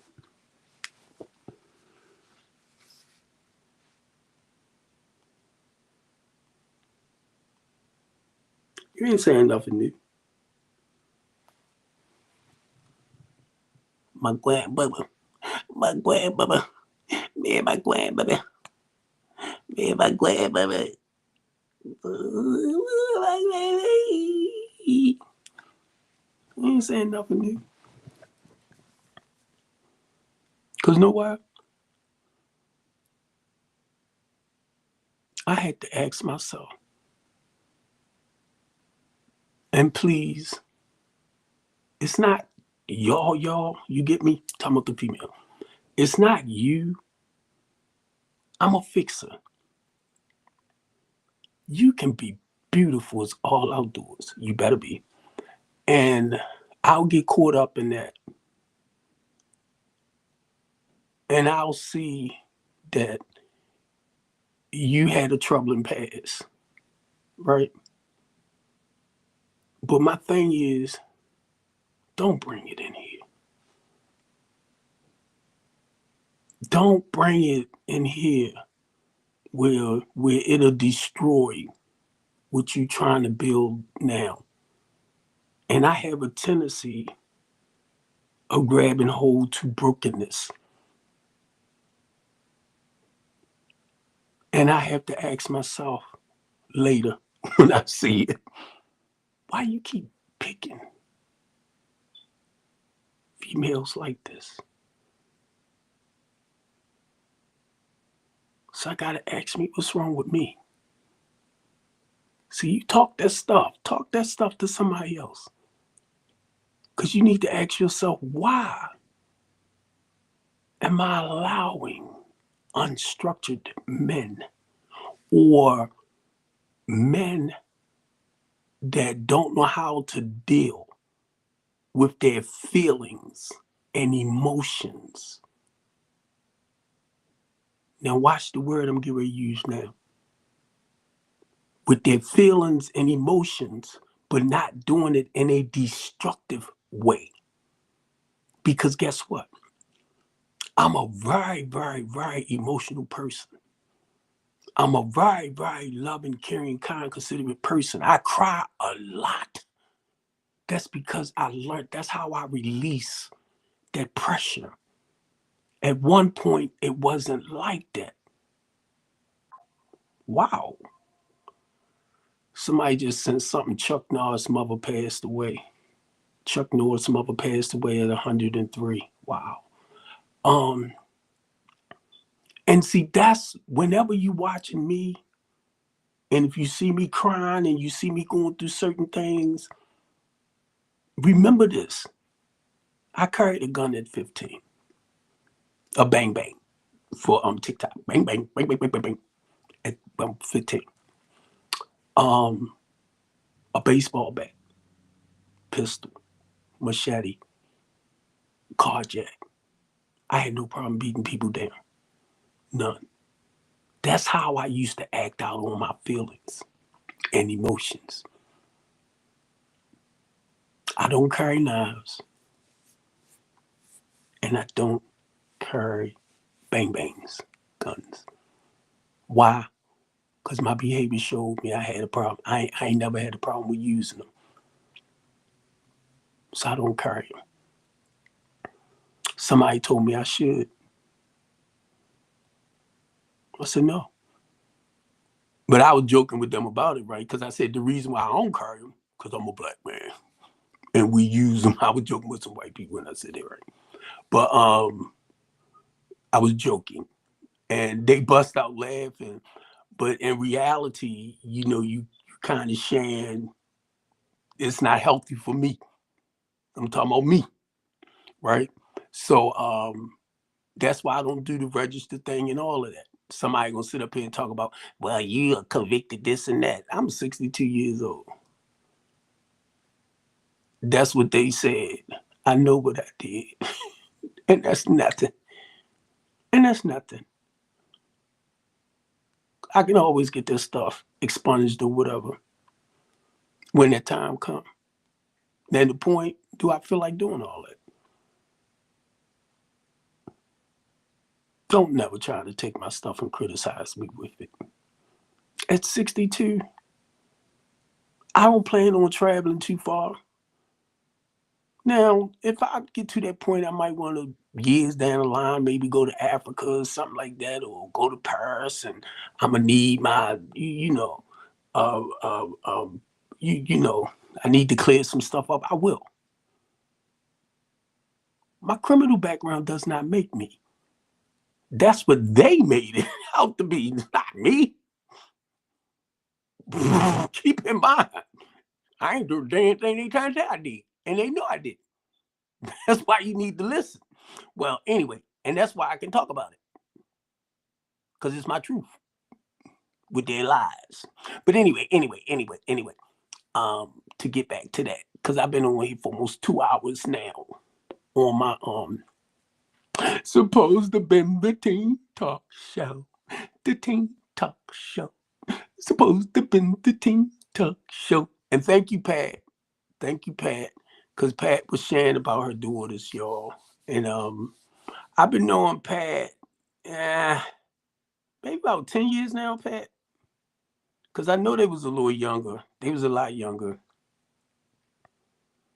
And she was sharing about how her daughter went to Illinois for a job. She left Baltimore City for a better paying job up in Illinois. So she must be making some good money. And then her youngest daughter, she wants to be a zoologist. Said she was a veterinarian. She was working as a veterinarian, but now she wants to go into being a zoologist. I'm like, oh my God. Because I'm just amazed. Like my niece became, both of them, two of them, became airplane stewardess. Now, where do we do stuff like that at? And then I got a niece that's in the Navy, if I'm not mistaken. I think the Air Forces, the Air Force, right? Where do we do stuff like that at? And the reason why I'm saying this, right, because when I've been clean, January the 26th, be 32 years. And it seemed like when I got clean, it broke that mold of that lifestyle, right? So I'm just looking at the ones after us. Now they are more conservative and structured. They might, drink a little bit here and there, what they do on casually. I think I'm looking for another word. Could a sociable, because you could not tell me I was not a sociable user. You could not tell me I wasn't. But I didn't realize the addicted personality. It's a big difference when you can do something once in a while here and there. But every Monday, if you drink just every Monday, that can become a habit itself. Every Monday at that time, you have to have it because you dependent on it. So you might hold out till Monday.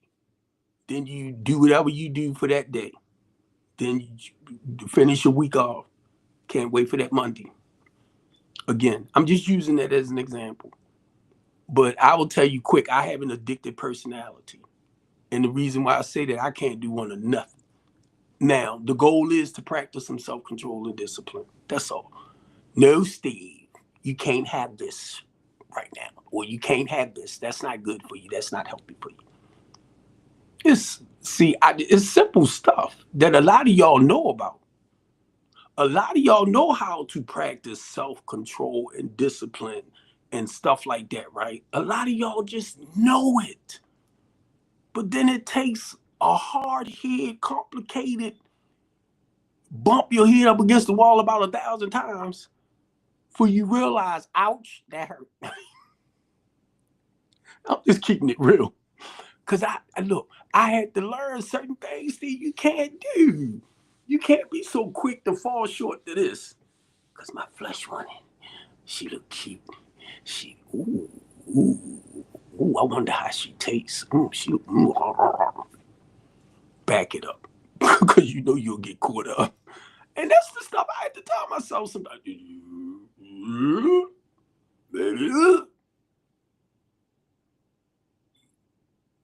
I pay attention to stuff now.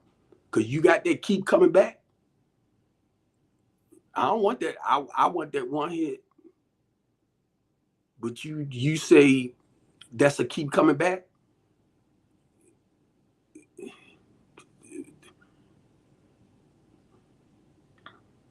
And if I feel like I'm like, where's she at? What's she doing? Who she with? Oh, I need to go. That's that keep coming back. I ain't trying to get caught up. Seriously. And those are things that those are things that I have to look at throughout the years. I don't never, ever want to become addicted to another human being like that again. Never in control of my life like that again. That's why some relationships and some marriages, it's always that one that wants to dictate and run everything, wanting to tell you who to be with, how to act, how to behave. I don't want you hanging with your girlfriends no more, because blah, blah, blah. What?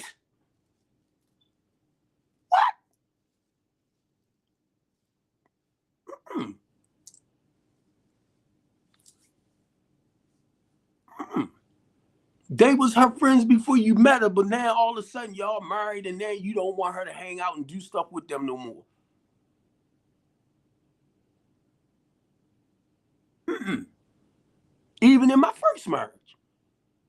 Your friends are your friends. My friends are my friends. Your family is your family. My family is my family. The family should come together. They should. But sometimes they don't. But what I'm going to do, cut my family off? Because, y'all might not agree with each other or like certain things amongst each other anymore. But I'm going to cut my family loose. I did that. And I said I will never do it again for no female. I got children, 21 and 23. And if it get to that point, not being smart, that I have to choose between you and my kids, bye.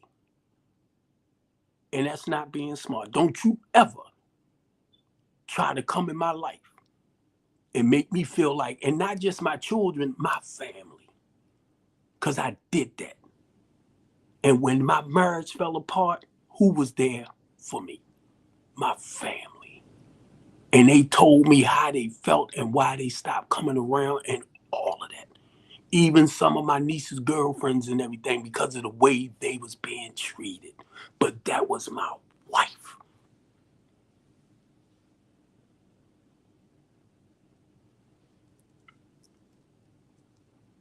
I'm all right with your family. I'm all right with your friends. But anybody I deal with, you hate, you can't stand. We ain't doing that again. And if you come in my life and you start talking like that, bye.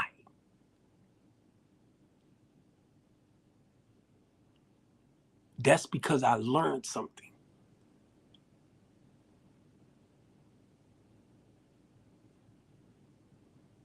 Even though me and my family, we don't talk like we used to. How you doing, Uncle Steve? How you doing, niece? How you doing, baby girl? How you doing?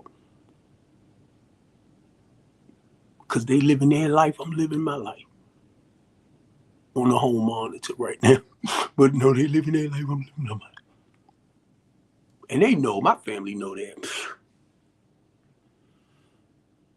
Come on. Somebody gonna sit on here today, right? Oh, you're a criminal. My son plays soccer. He plays soccer.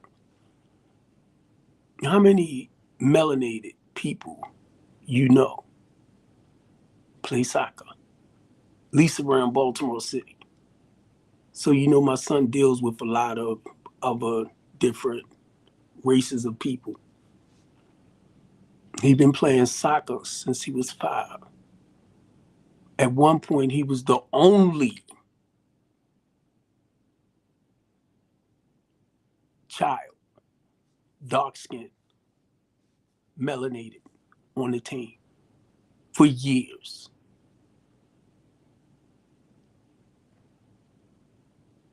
So he grew up around, and my girls too. So you don't hear me doing this. I don't come on here doing this because I know too many. And see, when you start doing the racist thing, rather you melanated or Caucasian, whatever, you're being racist, either against them or they against us. And that's just not life. I'm talking about with just us and them. And I am going to get ready to go, but I just want to say this because Curl and Showwell just popped up in my head, right? And it's a lot of people who helped me to understand. And I'm gonna go ahead with God. Curl and Showwell. She's a circuit preacher. She go all around. And their family and Bishop they very close, right? She was at our church. She said, God can say no at one time in all different languages. I said, oh my God. That helped me to understand God just don't speak in English. Did it fly over your head? Did it fly over your head? I speak English, not the African, not Jamaican, not Chinese, or whatever languages out there. So when God speak to me, he speak to me in English. And I know that flew over a lot of y'all heads. And when Jamal Bryant came to our church, this was years ago, he had a Bible about this big, right? And he said, find your life story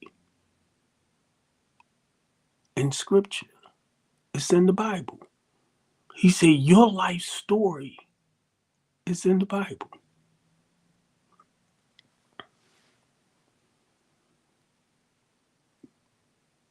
took me out of that box, took me out of that religious box. And when I started reading more into the Bible, I began to see certain, from reading, experiences that others went through in scripture that I'm experiencing now. Stuff like that. This was back then though, but stuff like that. That's why a lot of us,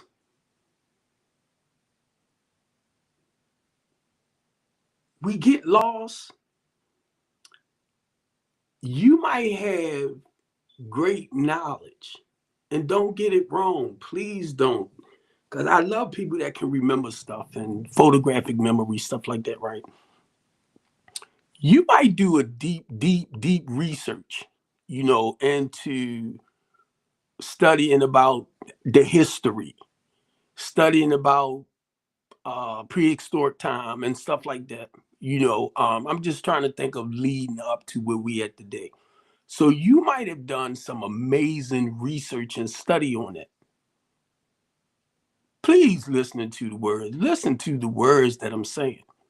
You might have done some amazing research and study. You reading other people's information.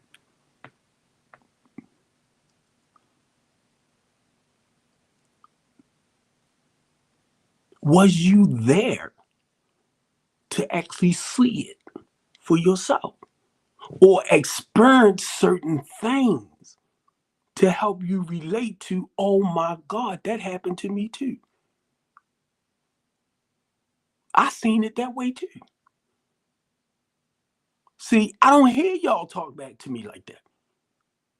But you so busy telling me why this is not that, and the Christians this, and what the Romans did, and what the Jewish culture did, and to manipulate the man, and that come from your religious studying and beliefs. Oh no, I'm not religious, but you talking prehistoric stuff that have a lot to do with biblical and all that too. It's religious doctrine. Whether you believe in Jesus Christ or not. It started out based around religion. But then I began to feel something empty inside. I was trying to feel that a lot of y'all, and I'm this brother, we texting each other. And he telling me, I said, amen.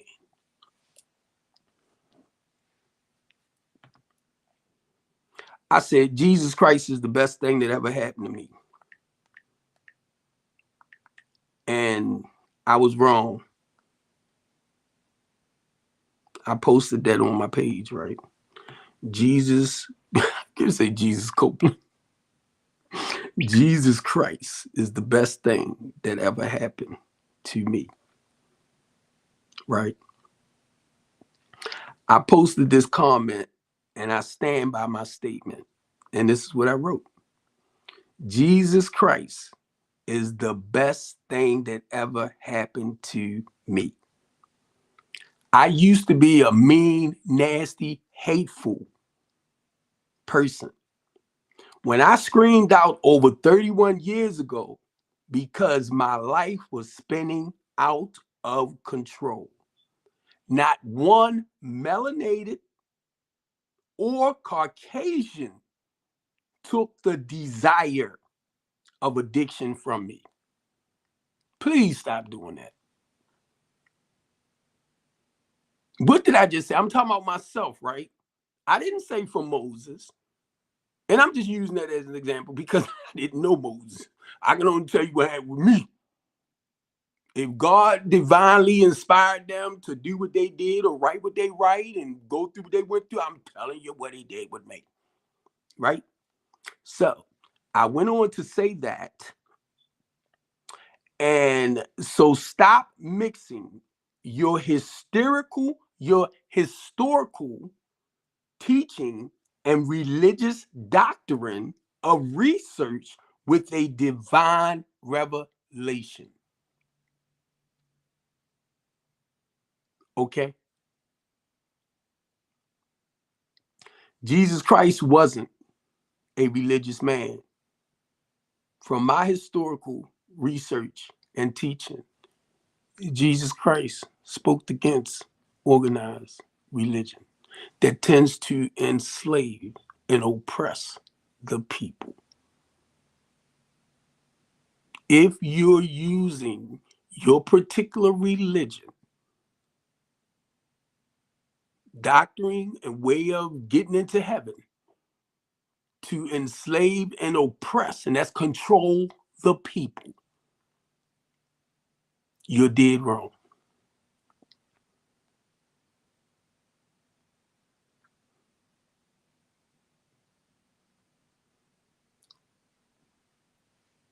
I'm not deep like a lot of people. I'm not. And I made a statement too that I try to keep life as plain and simple as possible. I can only speak on what's happening as far as with my life in the here and now. I can only speak about that. I cannot, because I didn't live during that time of like the Old Testament. Uh, I didn't live during that time, and I can't share no personal experience on that. I can relate to certain things, in conjunction with it, but I wasn't living during that time. So I can only share from my personal experience. Now I'm gonna show y'all this. Look, I'm streaming. This is on my Facebook page. Stephen Copeland 59.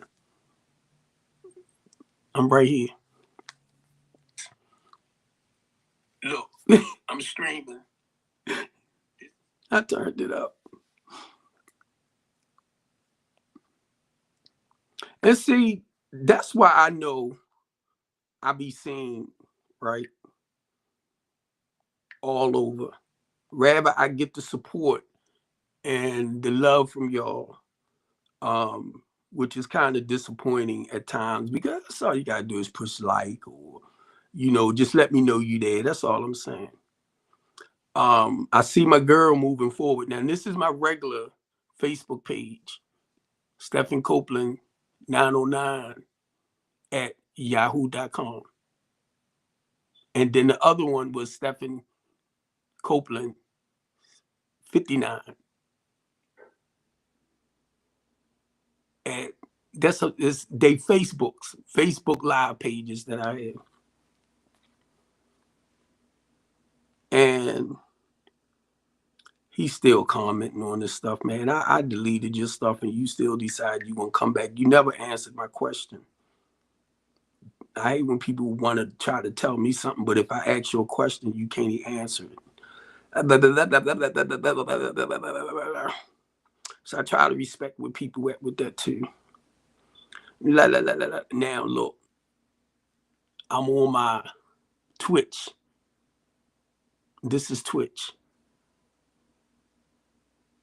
And I'm showing live on Twitch. That's one of my live streams while I'm right here. Platforms. Now, what? That's right. I couldn't get in here. For some reason, it locked me out. I was going over to my ex, my Twitter, Twitch, Twitter.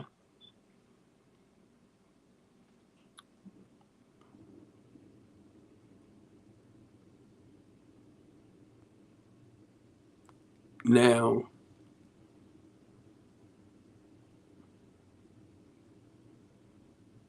wait a minute. That's not what I'm looking for.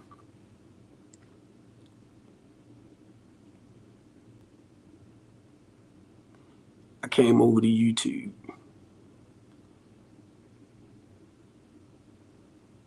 So I don't know. It will tell you I'm live. So I don't know if it's showing me live, which it should. Why are you showing me his live? Where's my life?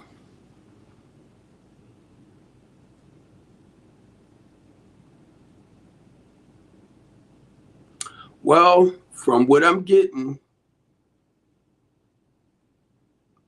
I think last night I was listening to my man, and they was talking about how I think January the 18th supposed to be the last TikTok will be in the United States. Why you not letting me see my life? But you showing me somebody else's life? Why I can't see my life? I just want to say thank y'all for hanging in here. Y'all been in here for a while. Let me see my life on my YouTube. You know what? I think I'm gonna have to do like notifications.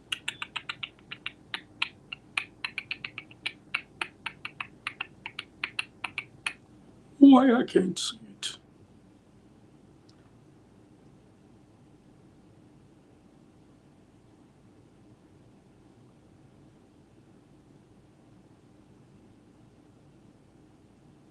See, it's showing me my old ones, my pre-recorded ones.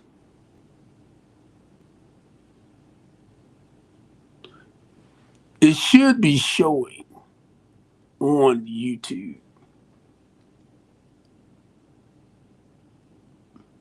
But it's just not pulling up for me right now. So what I'm doing not right. Oh, here we go.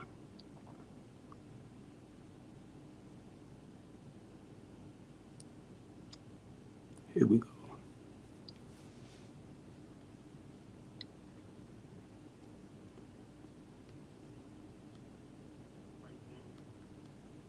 So what I'm doing not right. Oh, here we go.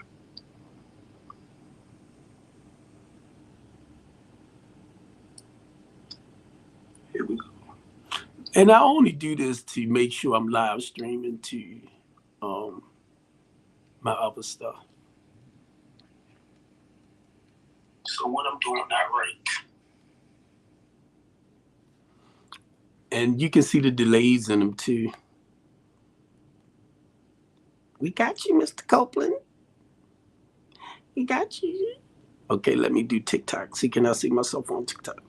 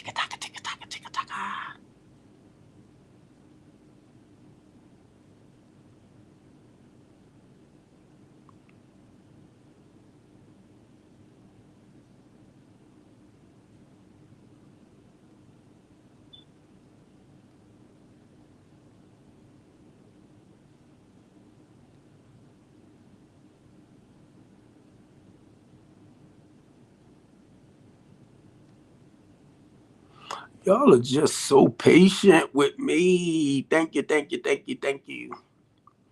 I'm going to really miss my TikTok support.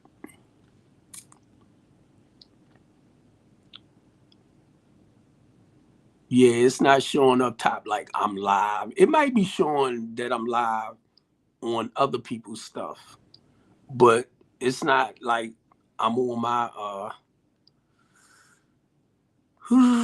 thing, but it's not showing me where I'm live.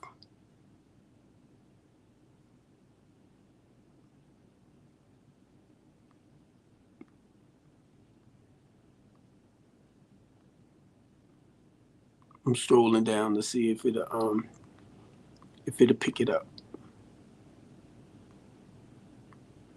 Then again, let me go over to live. I see my girl Monica.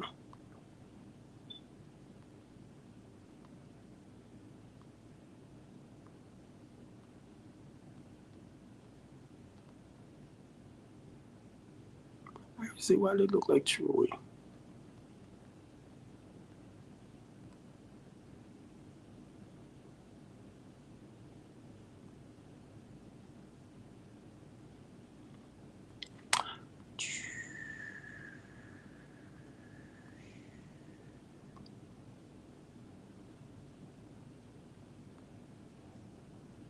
What the?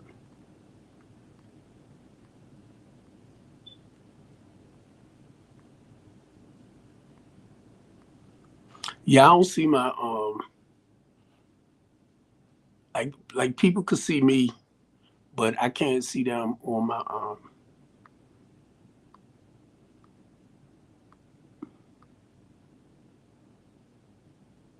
my TikTok.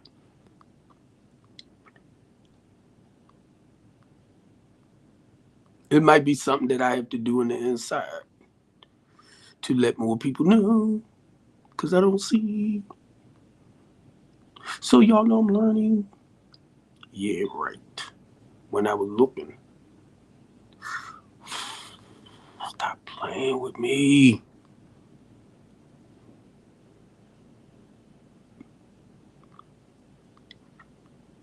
Yeah, I went over to the live area to see would it show up over there, but it's not letting me see that I'm live. Maybe I just didn't run across it yet. It don't. I mean, it's a good thing to a degree because I can put little clips back in. Ugh, good, good, good, good, good, good. Excuse me, y'all. Mm.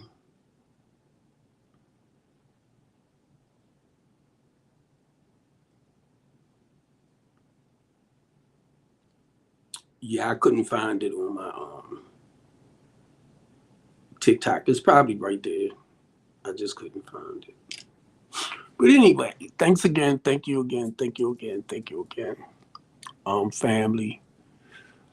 I hate to say it, but y'all know I always say it. I didn't mean to be on this long. I didn't.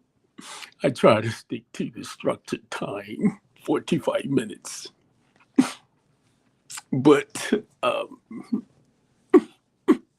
we did the Be More's Teen Talk show, and I just expanded it to other little conversations. Um, I'm not going to apologize for the way I do things. I'm not going to do it.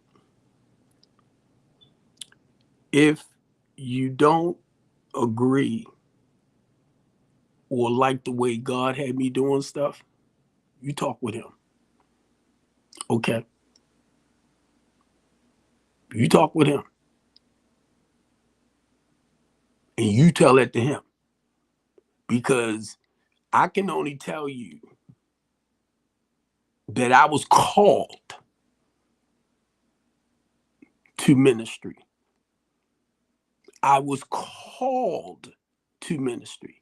And I will tell some of y'all, I'm an ordained deacon because it's just a title. Let me make that clear. Just like being a community activist, just like being a human rights advocate, just like being a community organizer, a homeless advocate, they are titles. But when I actually, what I'm saying is the work I do, it's the action of those titles that I perform. But they are titles. I didn't realize truly until last year that I was walking in the footsteps of some great men that I read and I study about, or let me say men and women that I read and I study about in the Bible.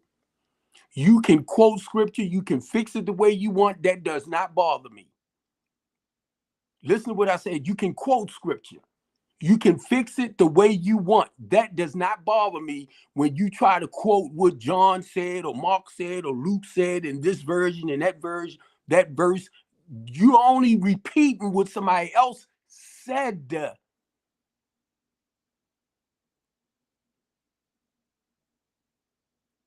And a lot of times y'all don't realize, because of some of us, we actually walked in the process. We walked in what they're talking about. We experienced what they're talking about. And you will miss it. Because you're so doctrinated. And because you're so doctrinated, you don't have that spiritual connection. And I'm only saying this because of your particular religion. I'm going to ask you, have you learned to develop a spiritual connection? Those are two different avenues. So you can sit back and say all you want, well, this was taught like that, that was taught like that. I understand. But out of all of this great information and knowledge you have from your research and your doctrine, are you walking in it? Don't do that. A lot of us don't care to hear that bull jump. And it's not personal. We want to know, if you read and you studying certain things and you realize this is from what you reading and studying is not truly accurate, right? Then what are you doing to help make a difference? And I ain't just talking about this. You can do this all day long, but people just don't pay attention to this. They watching your actions.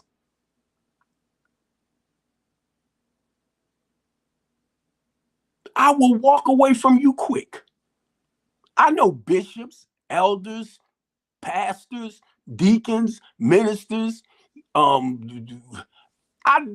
of the stuff I do.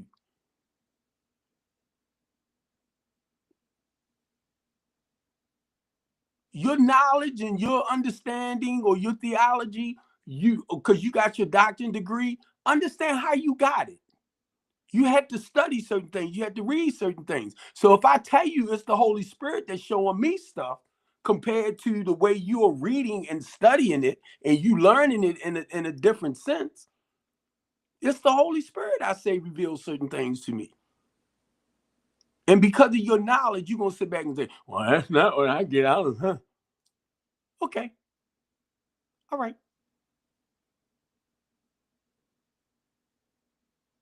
And see, when I say stuff like that, or I come like this, then y'all think, oh, there you go. There you go. There you go. There you go. I can only share, and I can't say it enough, how God worked with me. God is known by many names. Because this person going to spell Jesus.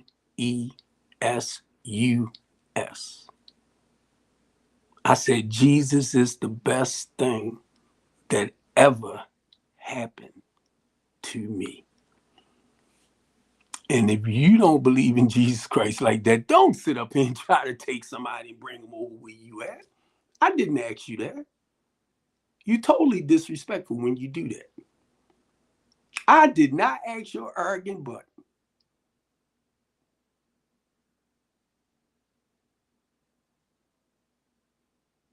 And just came on my page trying to prove a point.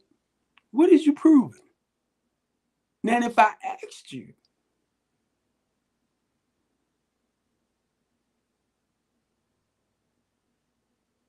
things like when I OD'd and they left me in the vestibule, the hallway, and they was in the car trying to think of a lie that they can go back and tell the family, and I came out and knocked on the window. Who you think did that? Because they thought I was gone. When I tell you I got shot in my face and I laid on the ground and played dead because I didn't want them to come over top of me and continue shooting on me. Who do you think didn't allow that bullet to pierce my spine?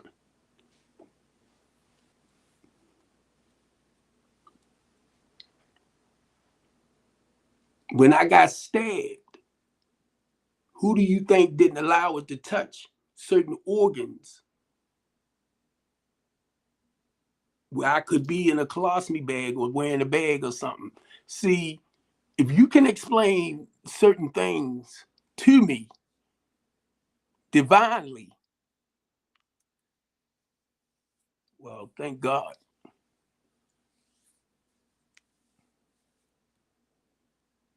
Or if I just say thank you, Jesus, what you gonna say? His name wasn't Jesus, it was Jesus. Or it was Super. I didn't ask you that. I said Jesus. He's known by many names. I'm talking about the Creator. You think other people don't know certain things? Like you the only one that have certain information that you wanna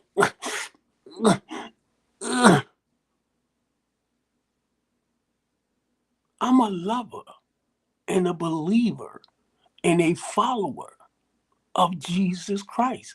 I didn't say Allah. I didn't say Buddha. I didn't say none of those other names. Hisu.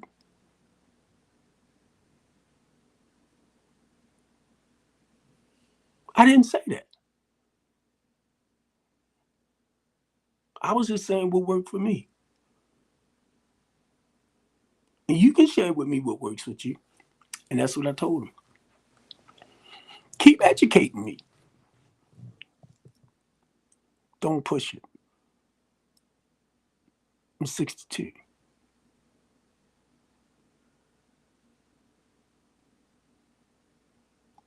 31 years. Do you think I'm going to just turn around and walk away?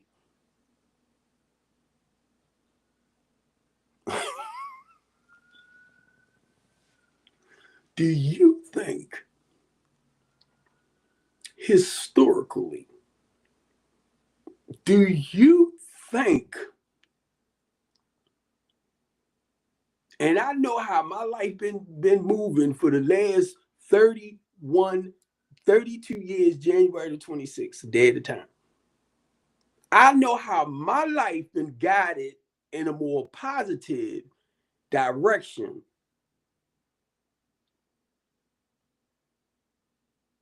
Living a constructive way of life.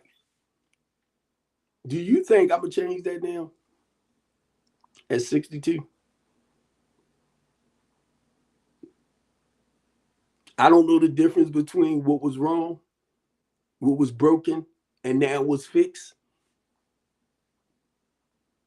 Do you really think at 62 years old, I'm going to believe and trust in anything else from my own personal experience than Jesus Christ?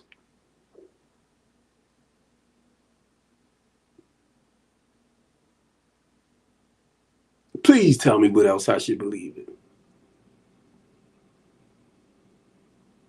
or how I should feel spiritually inside.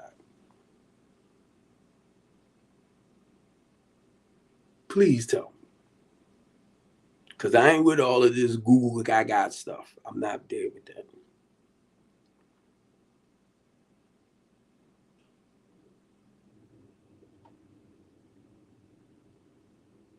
So I understand that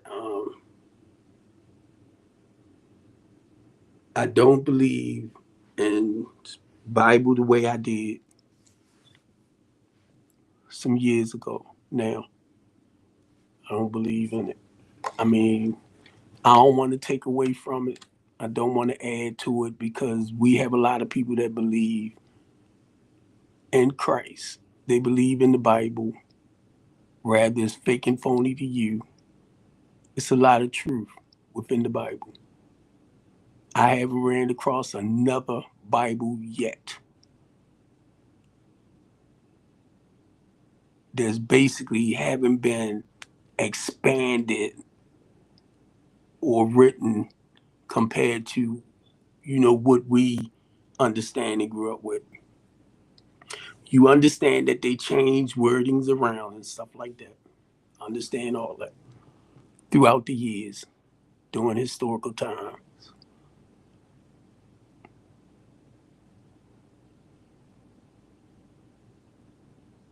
Everybody not gonna believe what we believe. You got more people that believe in Jesus Christ or Christianity than they do just about any other religion.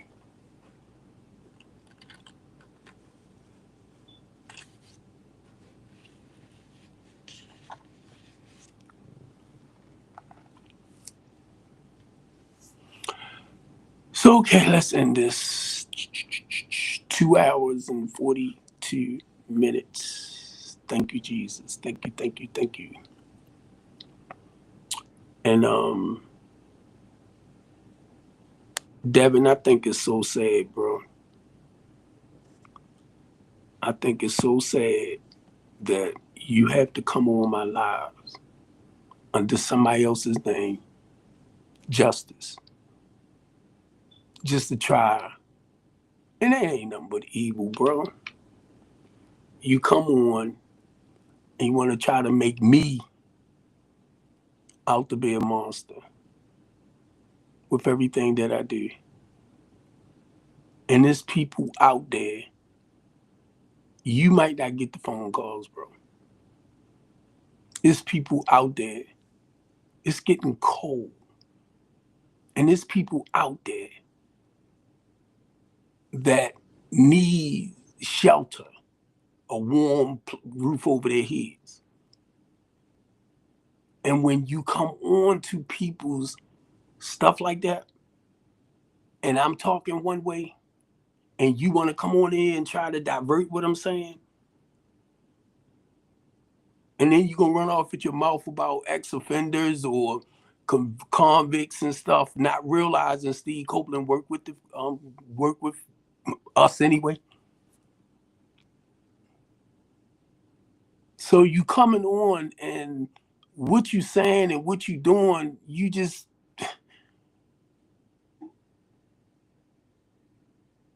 then gonna sit back. I say I'm 62.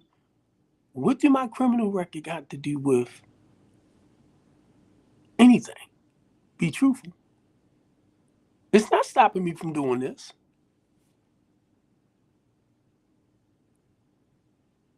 Is this how you and if I'm not mistaken, you consider yourself as a God fearing man too. But this how you feel to come on and knock another person? When you badmouth me, you badmouthing God. Because like I said, it was the Holy Spirit that said, I need you more out there as far as helping the people in the world than I need you in here. So you ain't doing nothing but critiquing or going against what God called me to do. So you want to criticize me. But you're not criticizing me. You're talking against the word, bro. And you just don't get it. You just do not get it. You talking against the word. I don't rob, I don't steal, I don't take from nobody. If I was robbing and stealing and if I was taking, I wouldn't have to push my cash. I wouldn't have to put my cash app up.